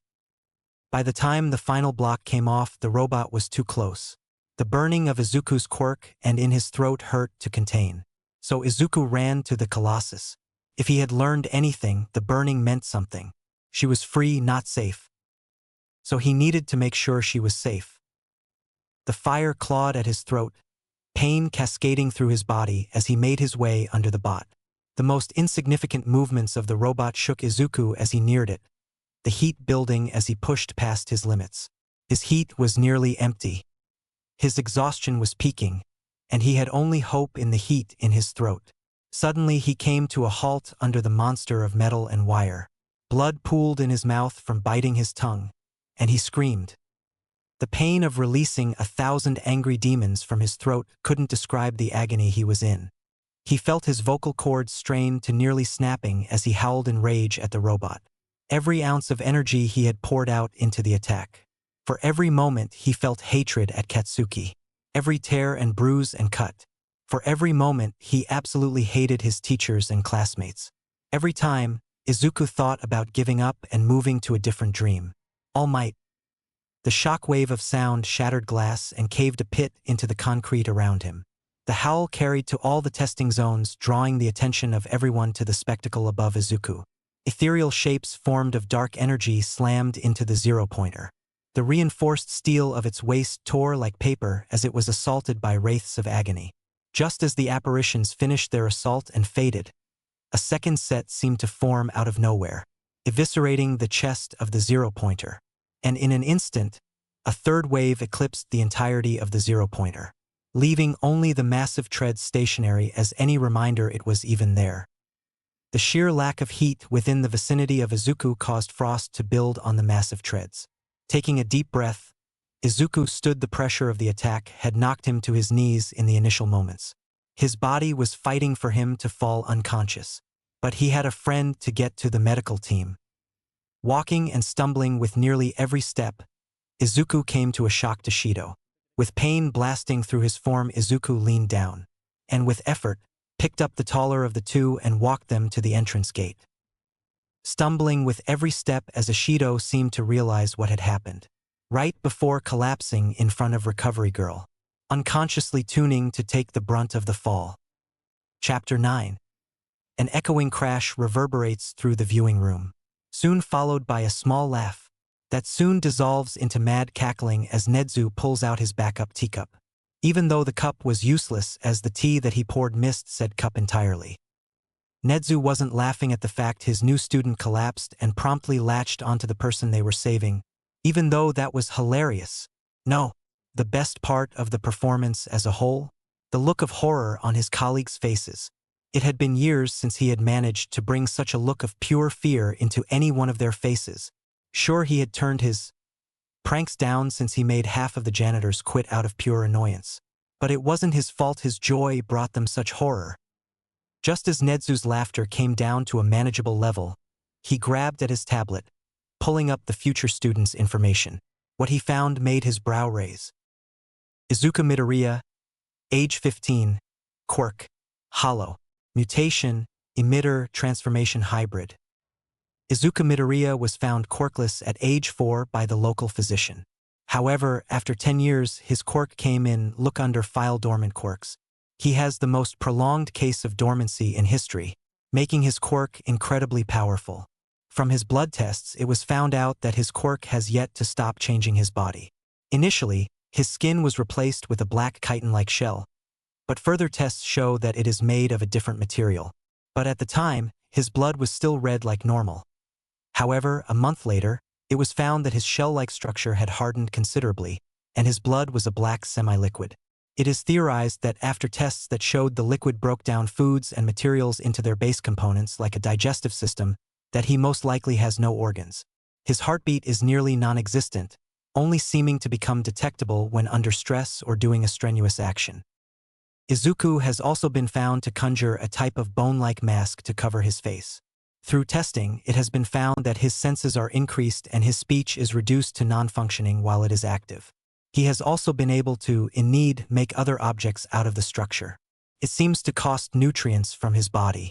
It has been observed that he loses weight depending on the mass of the item. Items that he has made so far consist of a type of climbing axe that can dig into reinforced concrete easily, small spikes that cover the bottoms of his shoes to increase climbing stability.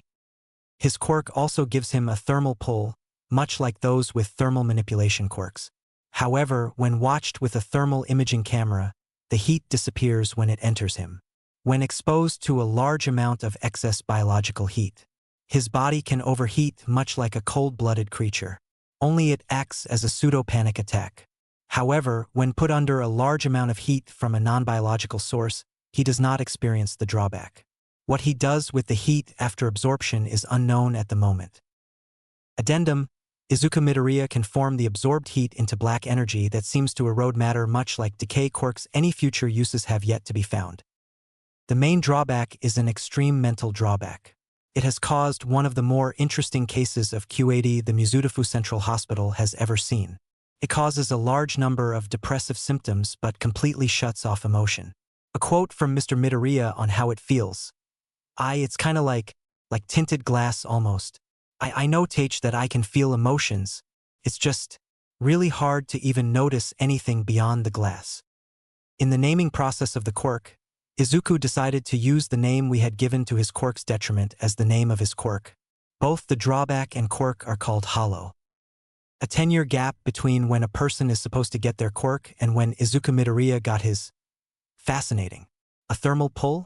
Nedzu hadn't seen a thermal manipulation quirk in years. And the energy? That was the most exciting part. Most energy quirks were bright and colorful due to their effects on the light spectrum.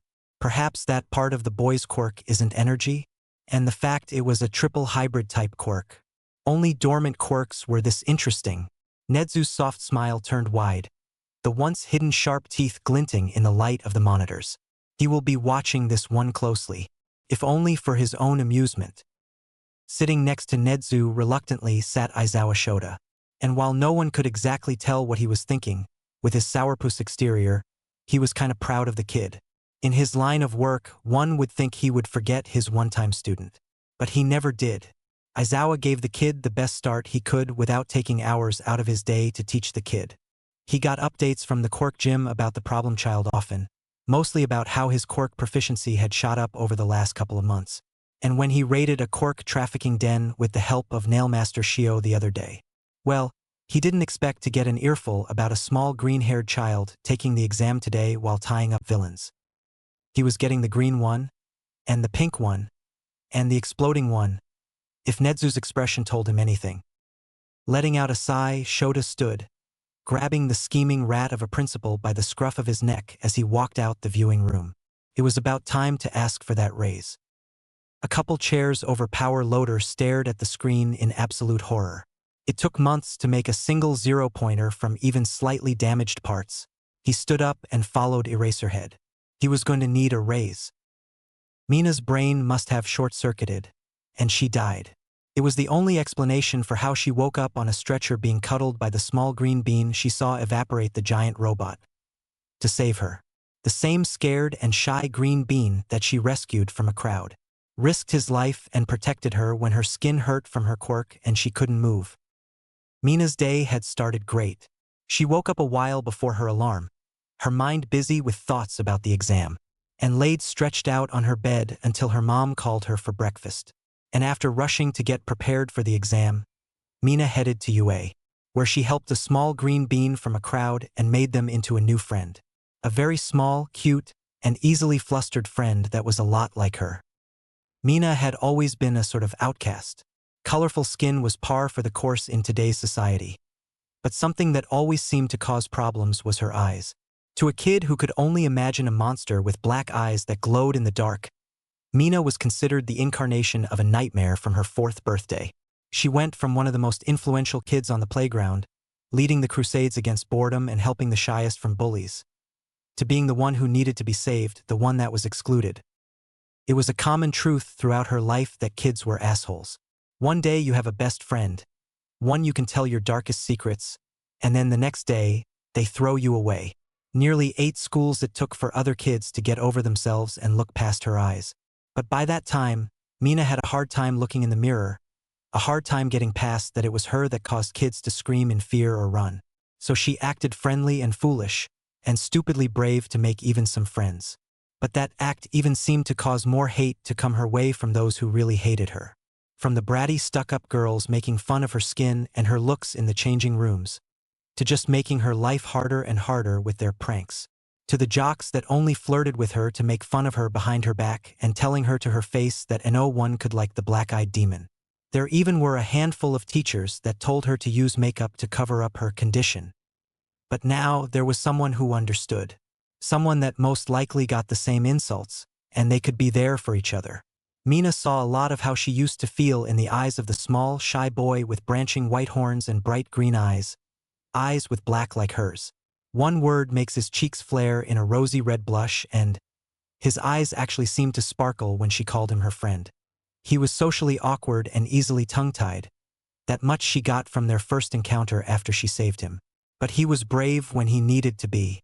He talked back to the tallest guy in their entire exam group, declaring he needed the oversized hoodie with a pout on his face, and rushed the giant robot to save her.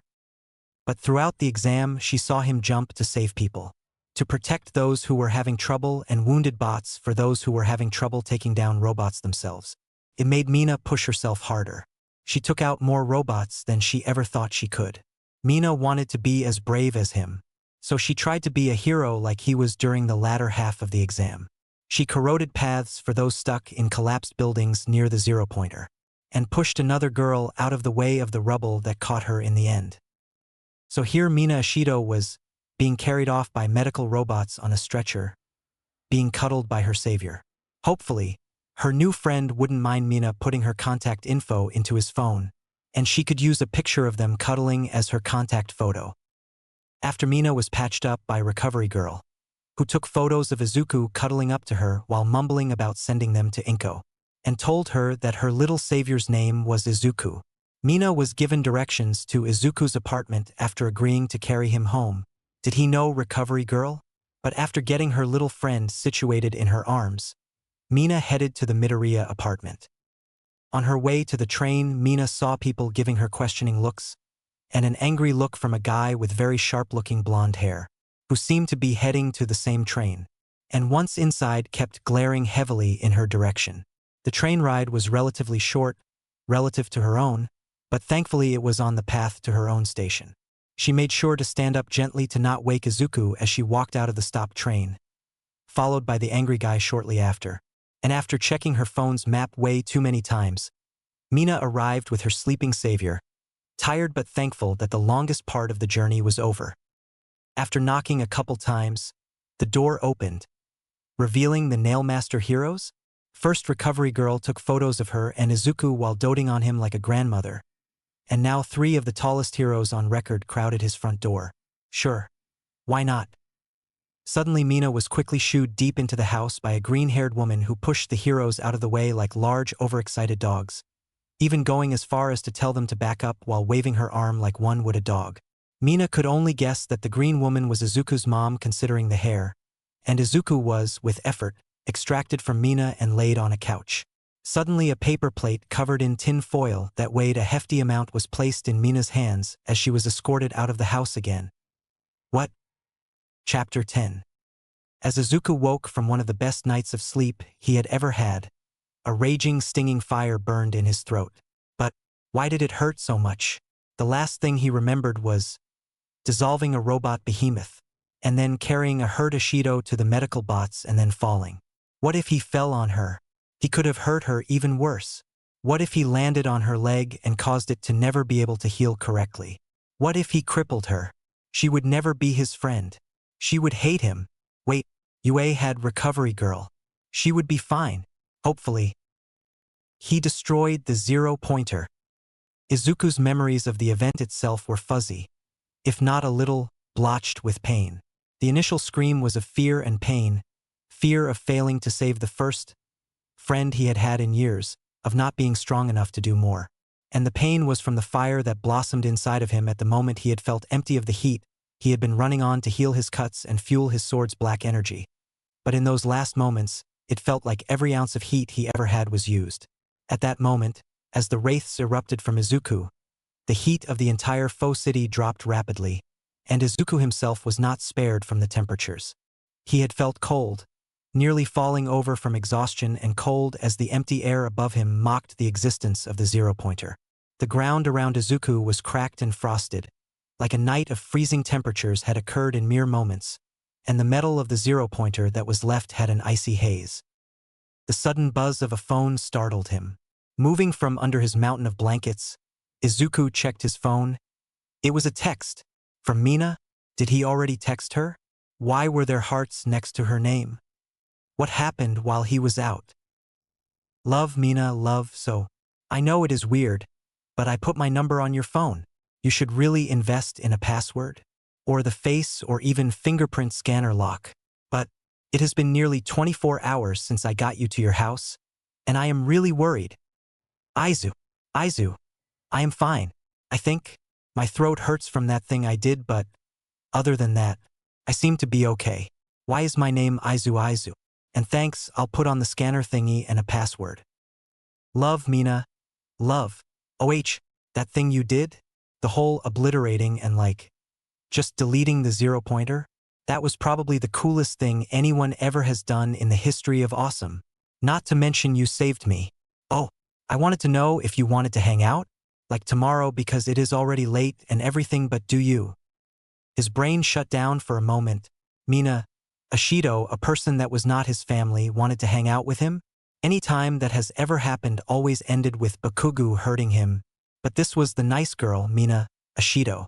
Hopefully, her meaning for hanging out means it as friends doing something fun, and not her drawing him into getting beat. Aizu. Sure, what time? And where? Love, Mina, love. I am thinking we should go explore the mall. Not the big one, but the smaller one near the edge of the shopping district. Fewer people go there, and I have wanted to see what they have. It will be the perfect place for our date. And I will come and meet you at your train station tomorrow at noon. Aizu. Aizu. Okay, I will see you there. His hands typed the final message automatically after he finished reading her message. Date. Did she want to go on a date with him?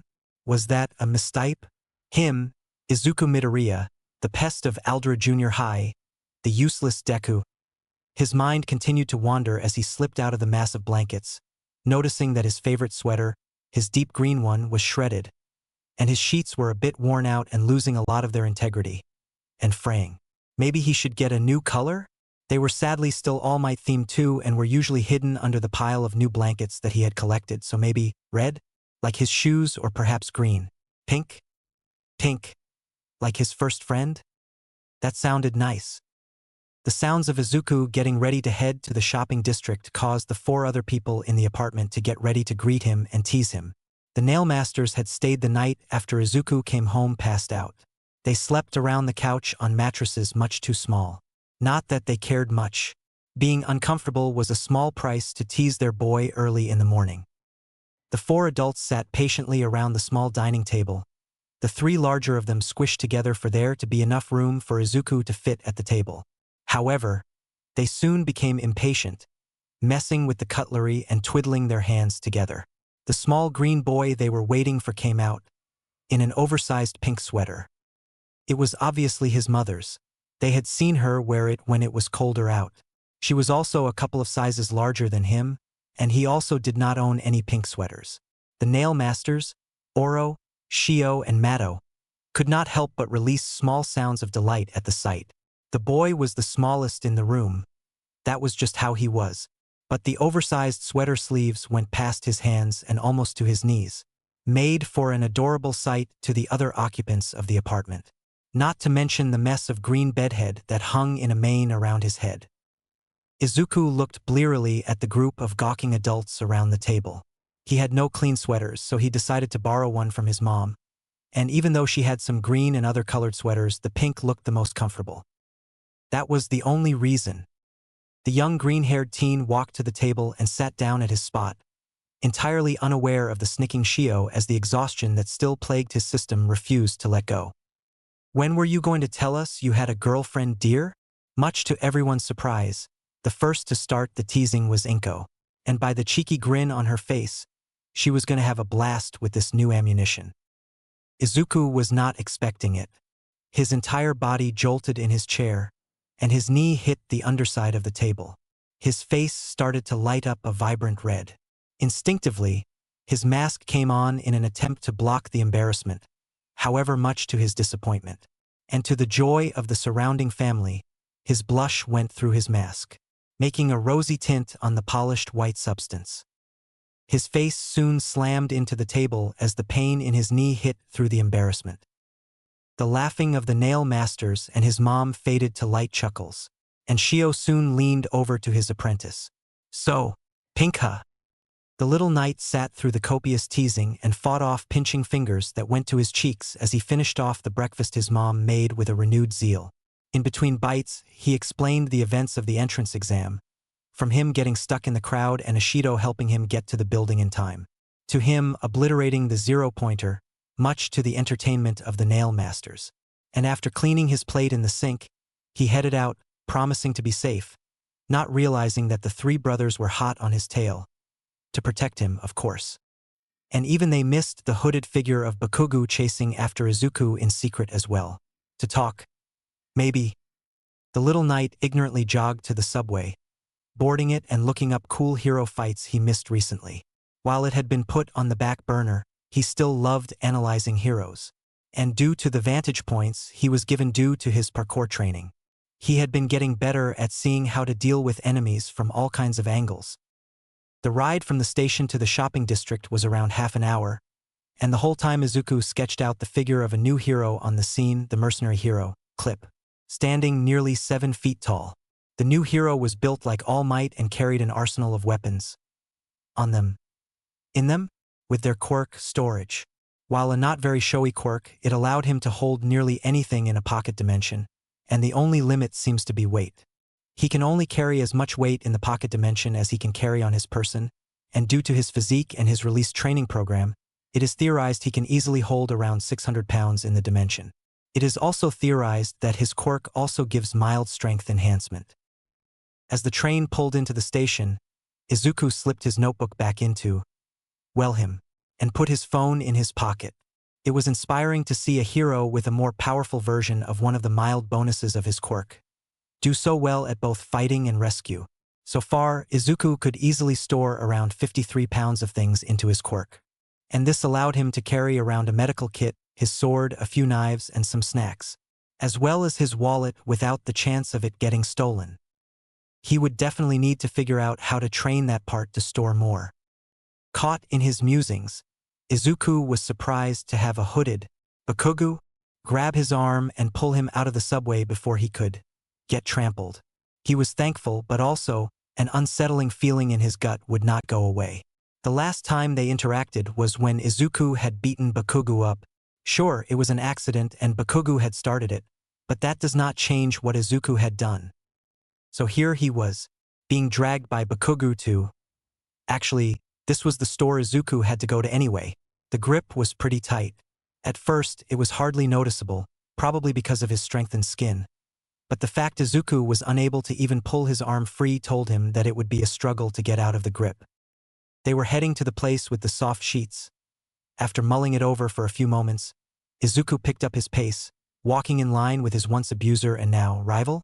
No, an associate he despises sounded more accurate to their current standing. The crowd around the two teens parted like a hot knife through butter. Perhaps it was because Bakugo looked so done with everything, or perhaps it was the aura of sheer anger he radiated. But it was nice to not be trampled by people not paying attention. The hand gripped tighter on Izuku's forearm as the glass door opened to the relatively small shop. The smell of honey and citrus that he had come to know the shop for tingled his nose as he unintentionally forgot about the other boy. His eyes darted to the bedding section, and in seconds spotted a warm salmon pink comforter and sheets, with a very soft-looking fluffy blanket on sale next to it. Suddenly a heavily calloused hand gripped the green-haired boy's face and forced him to look at Bakugo, who looked even more ticked off than usual. "Pay a fucking attention when I am speaking to you, Deku." It came out as a forceful whisper rather than the yell Izuku anticipated. "I'm only gonna say this once, alright? Stay out of my way. I'm gonna be the next number one. Got it? And if I gotta destroy you in the process, then I will." Izuku stared at the flaming red eyes of his tormentor yet could not bring himself to fear him. I am... good luck? I will not make it easy on you. TCH. That was not the response Izuku was expecting. Bakugo's eyes hardened, and his grip released as he pulled his hand away from the shorter boy before he stormed out of the store. Quickly shaking off the shock of how non-violent that interaction was, Izuku looked back to the bedding section. He was going to buy a heated blanket too. Perhaps they had one that was weighted? Outside the store, Bakugo was sprinting away from three angry helicopter dads. Izuku was having the time of his life, other than the constant fear that the people around him would sooner or later trample him into dust. His visit to the store had gone splendidly. He had his new bedding, some new hoodies and sweaters, and he found a small box of chocolates that he could give to Mina when they met up for their date. How does someone dress for a date? Izuku's feet almost tripped over themselves and his entire world did a 180. Mina was lying on her bed. The vibrant pinks and other neon colors of her room violently leered at her for procrastinating.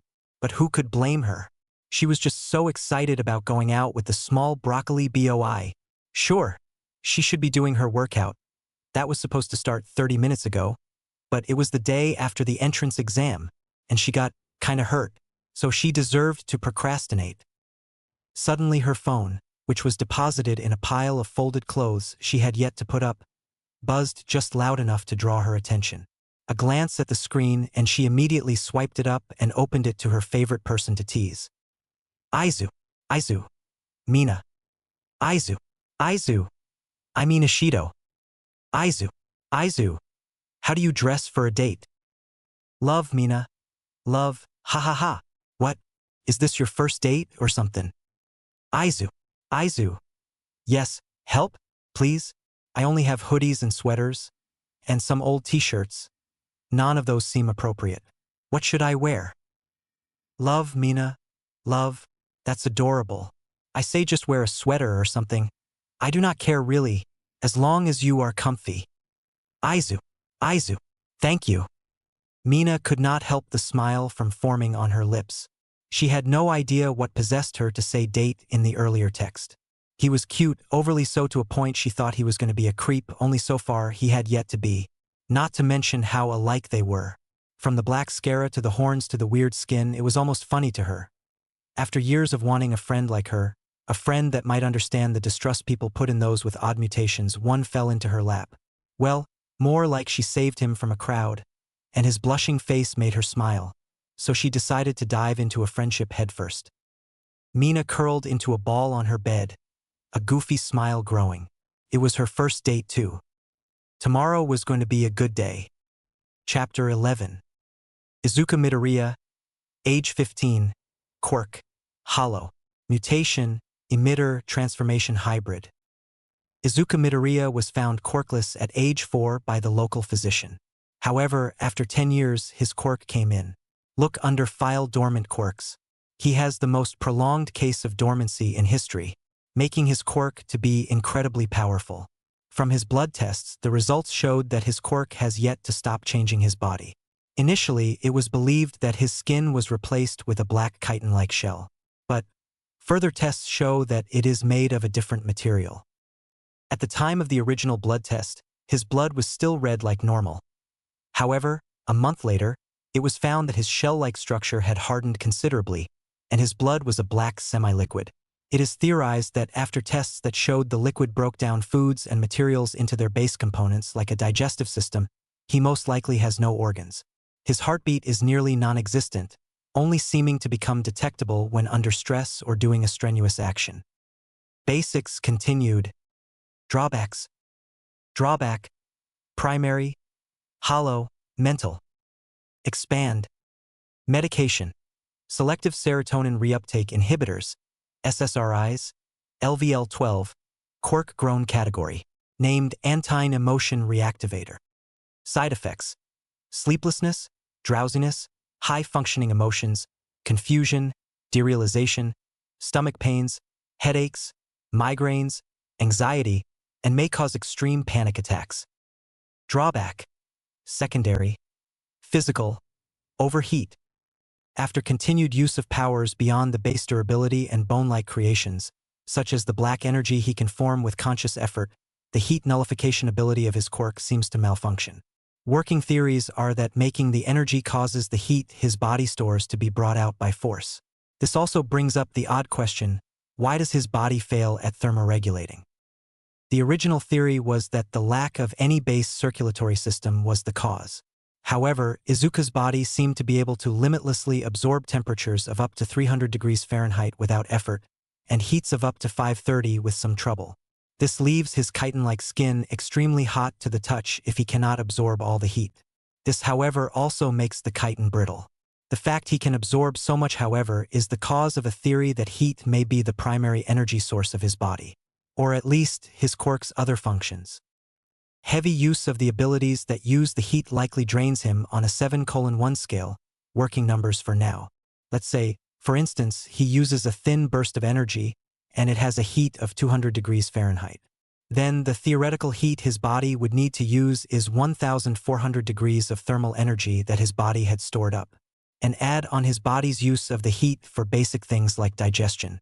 The chances of him draining whatever stores he has is likely. So when he uses a large amount of energy in moments, not only does it seem to reduce his body's capabilities, but it is also bad for his health. As the fact that when he does drain the pool of energy, it seems that his quirk tries to devour what it can to replenish itself. Thankfully, he has yet to cause this outside of a quirk testing facility. This information, however, does not explain his complaints of hot flashes when he has a panic attack. That can be attributed to the medication for his mental drawback. His body temperature does not rise. However, his mind believes it is. Thus, the feeling of overheating, However, more in-depth study should be done before this can be taken as fact. Addendum: Mrs. Midoriya has requested extensive research into more effective antidepressants and mental quirk drawback medicine. Sudden knocking on her door woke Mina up with a start. She had not been able to sleep well. Her mind had been racing all night and gave her no time to sleep. She had been going over what she and the little green bean could do during their date. Constantly making up plans and disposing of others that did not seem right. Going to karaoke? That would put the ball of anxiety. Izuku was into an instant panic attack. The movies after the shopping trip would likely work, but any new films would have a chance at being packed, and she did not know what he would even want to watch. What was his taste in movies? Did he like horror? They could watch Alien. And if he got scared, she could do some romance. A second set of knocking and a doorknob clicking signaled the door being opened, which came to reveal the silhouette of her brother. His gangly form and tall thin horns making it easy to figure out it was not her dad. Hey weirdo. She definitely did not need to hear her brother's voice at this time of day. Me and the parents are going out for the day. Do not destroy the house, capiche? Mina's dignified response was to throw a stuffed xenomorph at him. Her aim went true and hit him square in the face.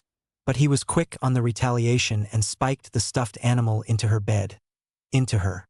And he finally started to close the door with a parting, "Don't touch my stuff," as the door clicked shut. And the darkness of the room took residence, leaving the fluorescent stars that dotted the ceiling to greet her. Then it hit her like a brick. Her family was going to be out all day. Izuku would likely not want to stay in public for too long, anxiety and all that. Where better to watch a movie than where she knew all the best movies were. A sudden thump alerted the Ishido household that the resident ball of energy was up. However, 10 in the morning on a Saturday. The world might have been ending. Not once in the last couple of years were they able to get Mina up on a Saturday before 12, and that's on a good day. But watching the regularly sleeping girl rush around the house, her brush tangled in her hair, in her pajamas and sockless, was definitely one of the funniest mornings they have had in a while. As the parents and oldest sibling walked out the door, Tokita Ishido, the mother of the family, decided to speak up about the whole lack of socks. "Han, please put some socks on. The floor is cold. And if you get a cold, we won't be able to watch a movie tomorrow like we planned." And then she shut the door. As for Mina, she was cleaning up basically the whole house. The house's fabrics and furniture were acid-resistant, and the wood floors were coated in an acid-resistant coat. So cleaning the floors of the thin layer of dust was a quick job. The next thing she needed to do: clothes. She had completely forgotten to get an outfit ready the day before. Scampering up the stairs of the house and back into her room, with a cup of coffee in hand, the pink girl slipped into her closet and threw nearly half its contents onto her bed. What followed was nearly an hour of throwing on different outfits and finding that none of them did not have a midriff, which would definitely make the boy who was as skittish as a rabbit shut down. But what could she do? Okay, so maybe she did have clothes that did not have a midriff, but those weren't cute. She had eventually decided on a black top that said acidic, with a chibi xenomorph sleeping under it, a pair of black jean shorts, and a pair of long socks. And yes, she did look good. Her skin gave the outfit enough color as it was. Neons were just not necessary. Mina checked her phone and grabbed a small backpack covered in pins and random colored ornaments. It was 11:10, giving her time to get to the mall station and even be a bit early. Izuku was used to all-nighters. That much he knew, however. The reason he couldn't sleep that night was not of the usual. Usually, he was watching hero videos, writing analyses, and brainstorming how he, with his new quirk, could beat them. This night, however, it felt like he was going to throw up. His stomach was aching as he laid under the pile of blankets. The soft new pink sheets were fluffy, meant for winter and the conservation of heat, but he still felt chilly. What if she was in cahoots with Bakugo? Was earlier this morning when Bakugo told him to stay out of his way a warning? Mina seemed nice, yes, too nice. She had calmed him from a panic attack, stood up for him, and even took him home while he was passed out. But what did he do to deserve any of that? She saved him from being taken by the crowd of people in front of UA. Izuku slipped out of his bed silently with a practiced ease. From nights of sleeplessness and depression, He had learned the floorboards and their notes, and how to not play them. The soft click of the door as he snuck out of his room was the only tell. Suddenly Izuku found himself on the roof of his and his mom's house, paid for by her lofty position in the medical field, and stared at the rising sun, its form peeking just slightly over the horizon. He had cried up there before, caring for his small garden of plants out of sight of the neighbors who worried about how much time he spent on that roof when he was home, and out of the view of his neighborhood bullies. But at that moment, he was using the bucket he kept up there to throw his guts out into.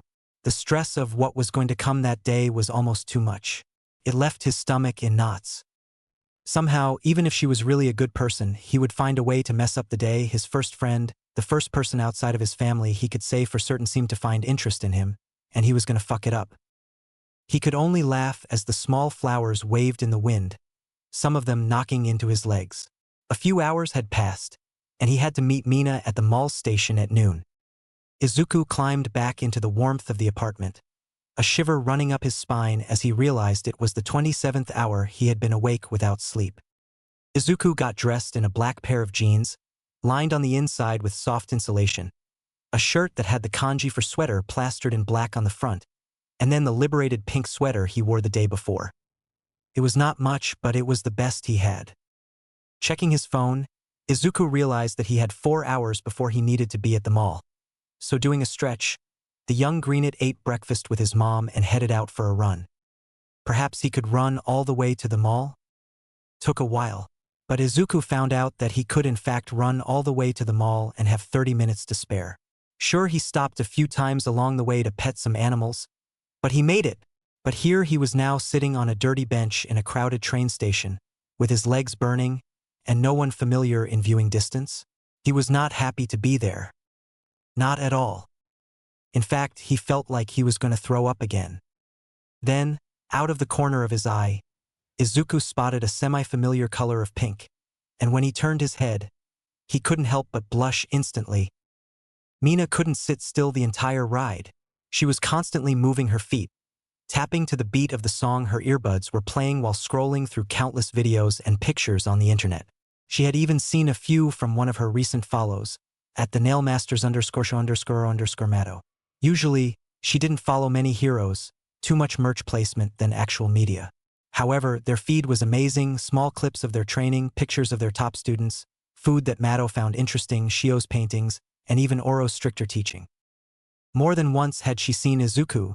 The first she found was a post congratulating him on beating Shio, which was surprising, in a training match.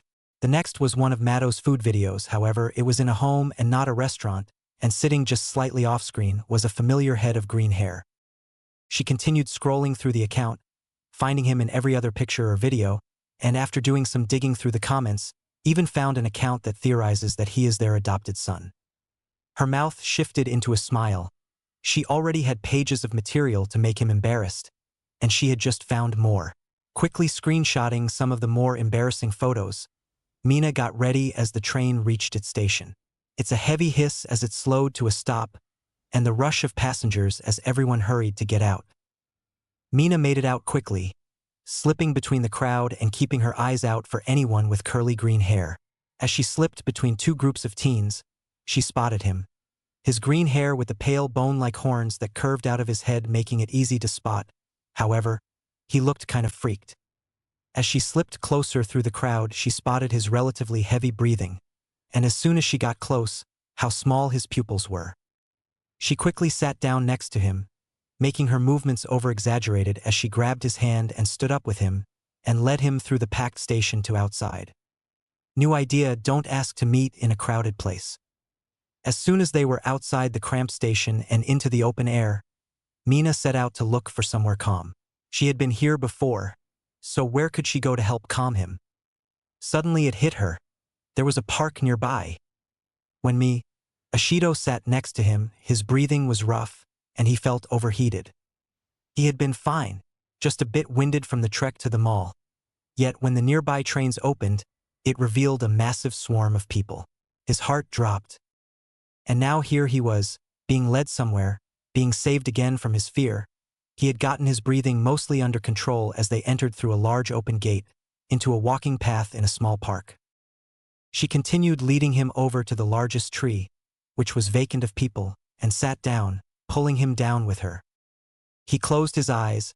Being seated in a much more quiet place helped his heart rate, and the warm presence near him helped him even further, the heavy arm that was draped around his shoulders. He was being hugged, wasn't he? Suddenly, as if shaken out of a trance, Izuku shot up, sitting straight up, while before he had been leaning, and nearly laying on Mina Ashido. Oh no! Izuku's face seemed to shift from pale to pink, to a flaming red. He was beginning to apologize to her before he was stopped by her hysterical giggling. It was adorable and infectious. Soon the boy who was on the verge of a panic attack was now giggling at something. He had no idea why. Eventually, the two teens calmed down and sat in the shade of the large oak tree, before a still grinning Mina grabbed Izuku's hand and stood up, pulling him along. They had maybe sat under the tree for half an hour, enjoying the calm of the small park. "Come on, Izuku, we're gonna watch a movie," she said with a sharp-toothed grin. Wait, what about the mall?" She gave a slight giggle. "I'm glad you want to try to go, but let's be honest, you'd be too scared to have fun. So instead, we're gonna go watch a movie at my place." She gave his arm a tug, and that was when he realized they were holding hands. "Why your place?" Boarding the train with a pretty girl holding his hand. Two things that made him feel two great emotions. One brought anxiety and one brought embarrassment, and his mind couldn't figure which of the two to focus on.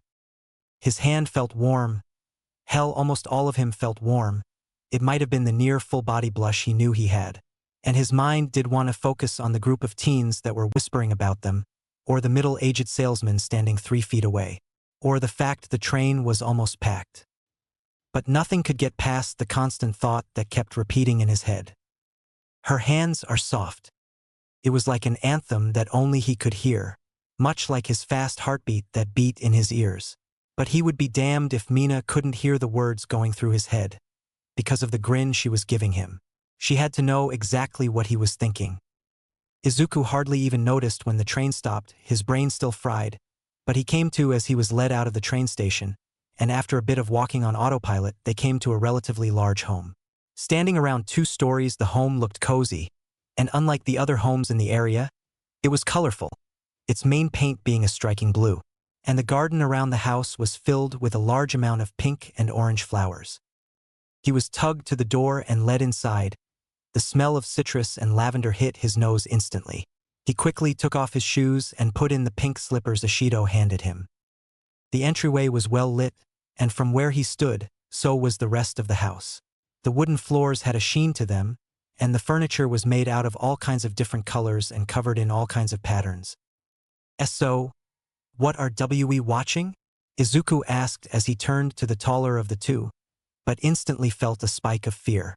She looked like she was planning something dastardly. "Oh, we are just gonna watch my favorite movie of all time. I think you will love it. It's got aliens." As she said this, she turned on the TV, where already ready was a movie screen with the word alien in bold. The font was already spooky. Izuku situated himself in the leopard print couch, as Ashido got the place ready, bringing down a stack of blankets and bringing out a large bowl of popcorn.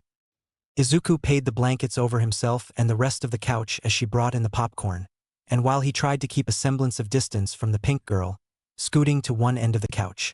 However, she plopped herself down right next to him and clicked play. 30 minutes later, and what little room was between them had vanished. While enraptured with the movie, Izuku was still a scaredy cat. The bowl of popcorn had been forgotten as Izuku clutched to Mina's side. The shit-eating grin never left her face as she laid one arm over him. And it only got bigger as the xenomorph killed one of the cast, causing the boy to jump in fright and dig himself deep into her side. By the end of the movie, the lack of sleep finally caught up to the smaller boy, the adrenaline of the day wearing out all resistance to sleep as he passed out pressed into the side of the pink girl. It was still early in the evening, the move and the actions of the day only taking place in around 4 hours. Mina's family would not be home until late, so when she turned off the movie, flicked off the lights, and got ready to take a nap with the sleeping boy, she couldn't help the smile. Even through all the movement she had done, he was still attached to her like a koala. Chapter 12. An hour and a half had passed since the two teens fell asleep for their nap. Mina lay awake for the last 12 minutes, the room's quiet only broken by the rhythmic breathing of the boy beside her. It was nearing dinner time, and she knew the date wasn't over yet. But her planning had been distracted every few seconds by the light shifting of the boy next to her. Well, next to her was a bit off. She was spooning him, to be exact.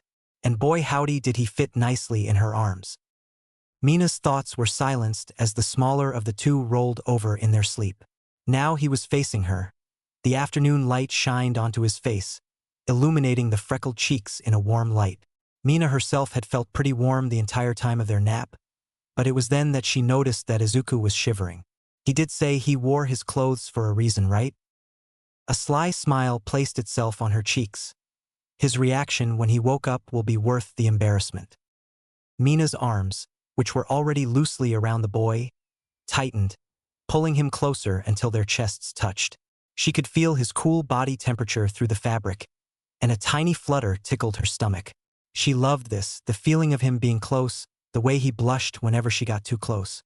She wasn't entirely sure why it made her heart beat a little faster, but she decided not to think too hard about it.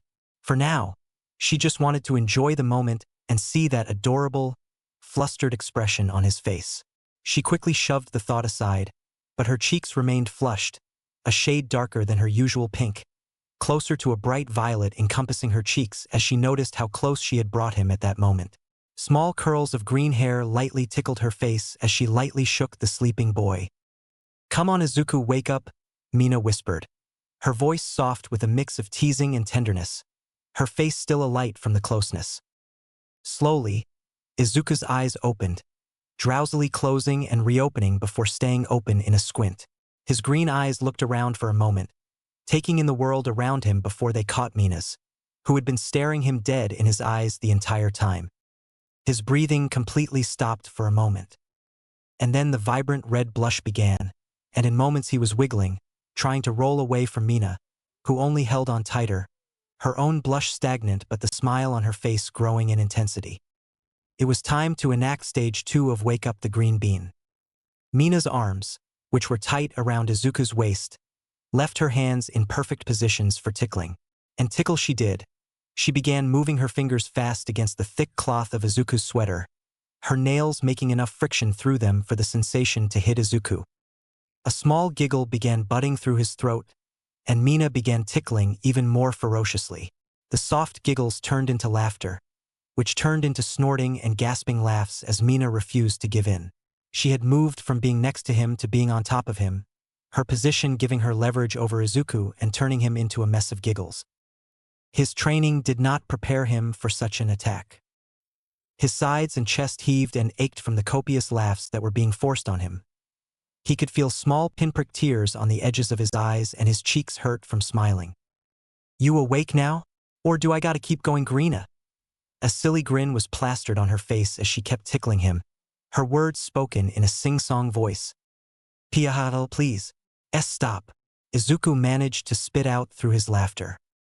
"Haha, I don't know. Seems like you're still sleeping." The cheery tone she used abruptly stopped as she was knocked off of the smaller of the two. Now he was on top of her, his face flush and a wide grin plastered on his face. His chest heaved as he caught his breath, his hands keeping hers to the leopard print couch.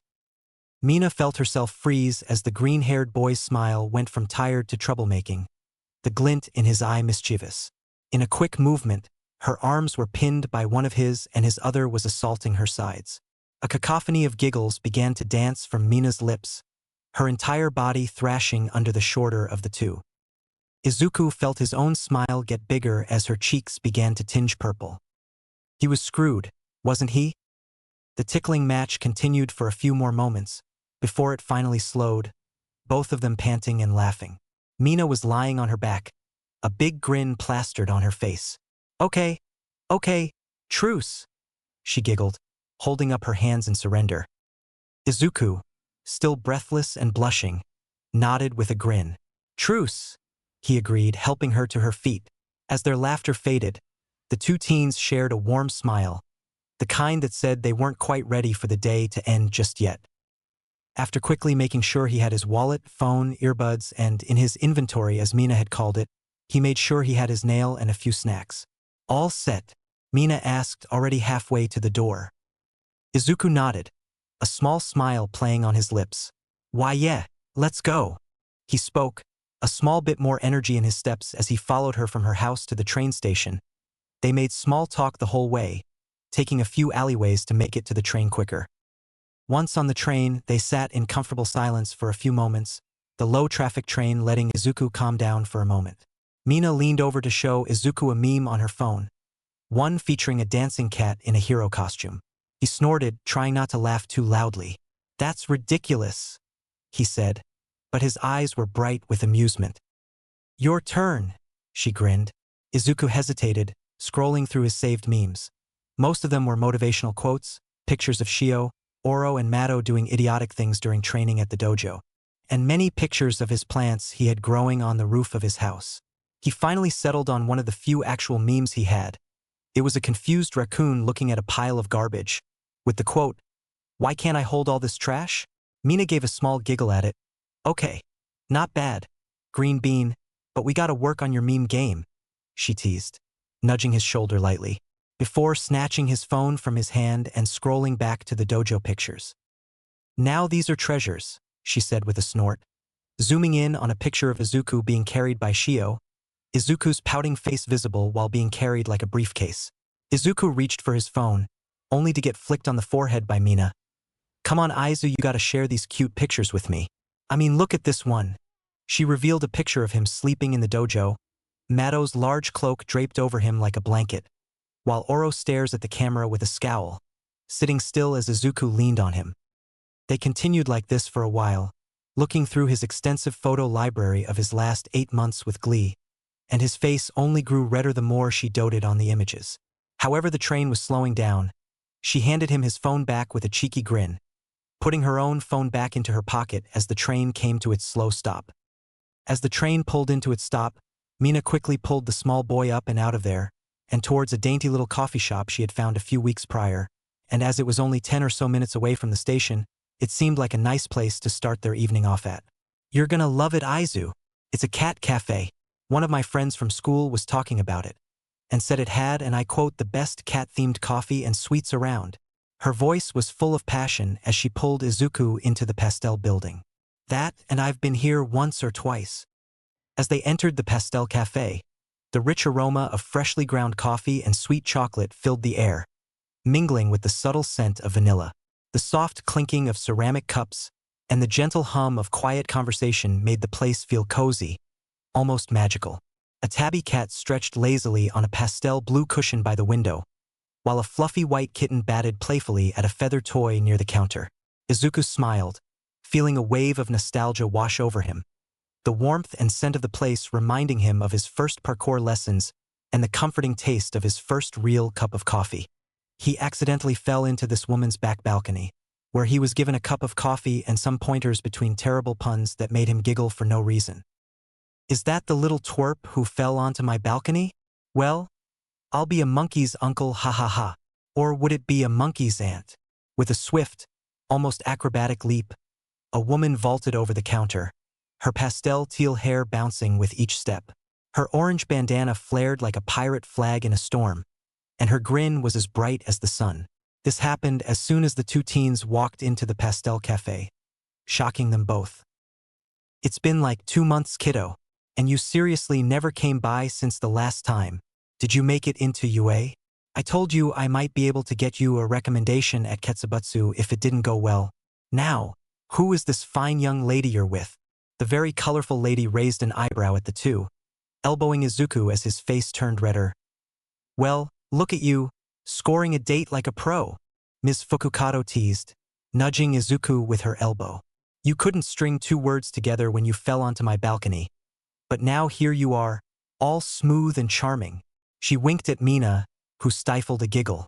I'm so proud, kid, she added with a hearty laugh. Hi again, Ms. Fukukado. Sorry for not talking to you in a while. I did actually get into UA. He finished off with a stutter, his eyes averted from her as he spoke. Well, that's swell, kid. I am so happy to hear that. I think this moment deserves a joke. The woman closed her eyes for a moment, thinking deeply, before bringing up a gloved hand. Aha! Got it. Why did the hero student bring a ladder to school? Izuku had a few ideas on what to say, but couldn't bring himself to guess wrong. I don't know why. To go to the next level. And it looks like you're climbing it just fine with that lovely date by your side, she exclaimed with a wink, bringing both hands to her mouth to make a goofy smile as she chuckled, clearly amused by her own joke. Mina burst into giggles and Izuku blushed even deeper, trying to hide a small smile. Ms. Joke was a great hero, even if she was on a small hero leave to get her cat stores up and going. Izuku hoped that he would see her more when the schools did large inter-school tests. Anyway, kids, the smiling hero looked over to Mina. It's nice to meet you, she spoke quickly, putting a cat toy that looked like a fish on the counter. But what can I get you? This is a cafe after all. I think I know what you want. She made a nod at Mina. You've been here a lot recently, but you never know. Could decide to choose something different, like matcha maybe. The laughter hero looked over at Izuku with a sly grin at that one. Mina chose to ignore the teasing, preferring to not acknowledge the lilac blush on her cheeks at the hero's teasing. I want Mina had to suppress a blush at saying the name of this drink. A meow matcha, please. Ms. Joke kept a shit-eating grin on her face as she turned to Izuku. And you, dear? Can I get a Whisker Wonderland? His voice barely above a whisper as he nervously eyed the colorful menu, his eyes scanning the various prices. A small one, please. Nope. Ms. Fukukato started, grabbing 2 of the largest sizes she offered. Kids who get into hero school get their drink on the house here, she said with a grin, getting all the ingredients for their drinks out in a few smooth motions. Now go find a seat, kids. I'll bring them to you. Before Izuku could argue, he was dragged to a small corner booth. The only other people in the cafe was a person in a yellow sleeping bag with around 12 cats curled on top of it, and a purple-haired teen passed out at their booth. As they settle into the cafe's corner booth, a small black cat sauntered over to the two, Izuku just settling into the thickly padded cushions with a content sigh, and Mina snapping a quick picture of the short greenet. A very loud and angry meow caught their attention. They both looked down at the small kitten, its wide green eyes staring up at Izuku, before it pounced at his sleeve. Its small hook-like claws catching onto the long sleeve began its vicious assault, chewing and biting at the fabric, releasing angry meows as it did. In reality, the small thing barely even affected the sleeve, but the sight was too cute for Izuku, and much less Mina to try and stop. A few minutes passed of them taking nearly 200 images of the cat between the two of them, and the smell of their respective drinks washed over them. Looking up from the cat, its rage subsided into it, becoming a small void on his lap, its soft snores the only sound coming from it. Izuku's eyes met Ms. Joke's. Ah, looks like Machi's chosen you. Better watch out.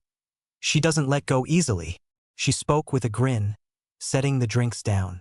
Izuku's was a white chocolate mocha topped with whipped cream and silver sugar sprinkles to mimic a cat's whiskers in the snow. It has a slight minty smell coming from it, which greatly piqued Izuku's interest. She sat down Mina's, which was a matcha green tea latte with a swirl of coconut milk, topped with a matcha powder paw print. Now you kids enjoy it. I remember getting into my hero school. It was one of the best feelings, she said with a small smile, before walking back to the counter as a new customer came in. The two took sips of their drinks, enjoying the taste for a moment before they got into talking. Izuku's eyes flicked across the room, taking in the details as Mina made a satisfied sigh while sipping her drink, before they began to stray to a news broadcast playing quietly on a TV angled to just be in his vision. The camera shows a distant dark forest, the headline speeding across the screen. 12 elementary school students missing, hero investigations of the local forests underway. The cafe's warm light seemed to dim for a moment. Izuku's fingers tightened around his cup, his eyes narrowing slightly at the screen. The anchor spoke quickly, their eyes seeming to catch Izuku's, while the TV's audio was low. He could make out mention something about strange phenomena and a hero investigation underway. The only lead they had was a flash of light within eye's view of the elementary school. Izuku glances over, feeling a faint chill run down his spine, but shakes it off when Mina asks him a question. He gives a quick and small yawn. I'm sorry. I zoned out hard. This cat is purring up a storm. Which he didn't lie about. The cat was very loud. I asked Aizu, what's your relation to the sword heroes? Is one your dad or something? Izuku spat out a small mouthful of his sweet drink. However, in the back of his mind, he couldn't forget the forest he saw on the screen. NNO. None of them are my dad. They are just my masters at the dojo. He spoke quickly, his face bright red.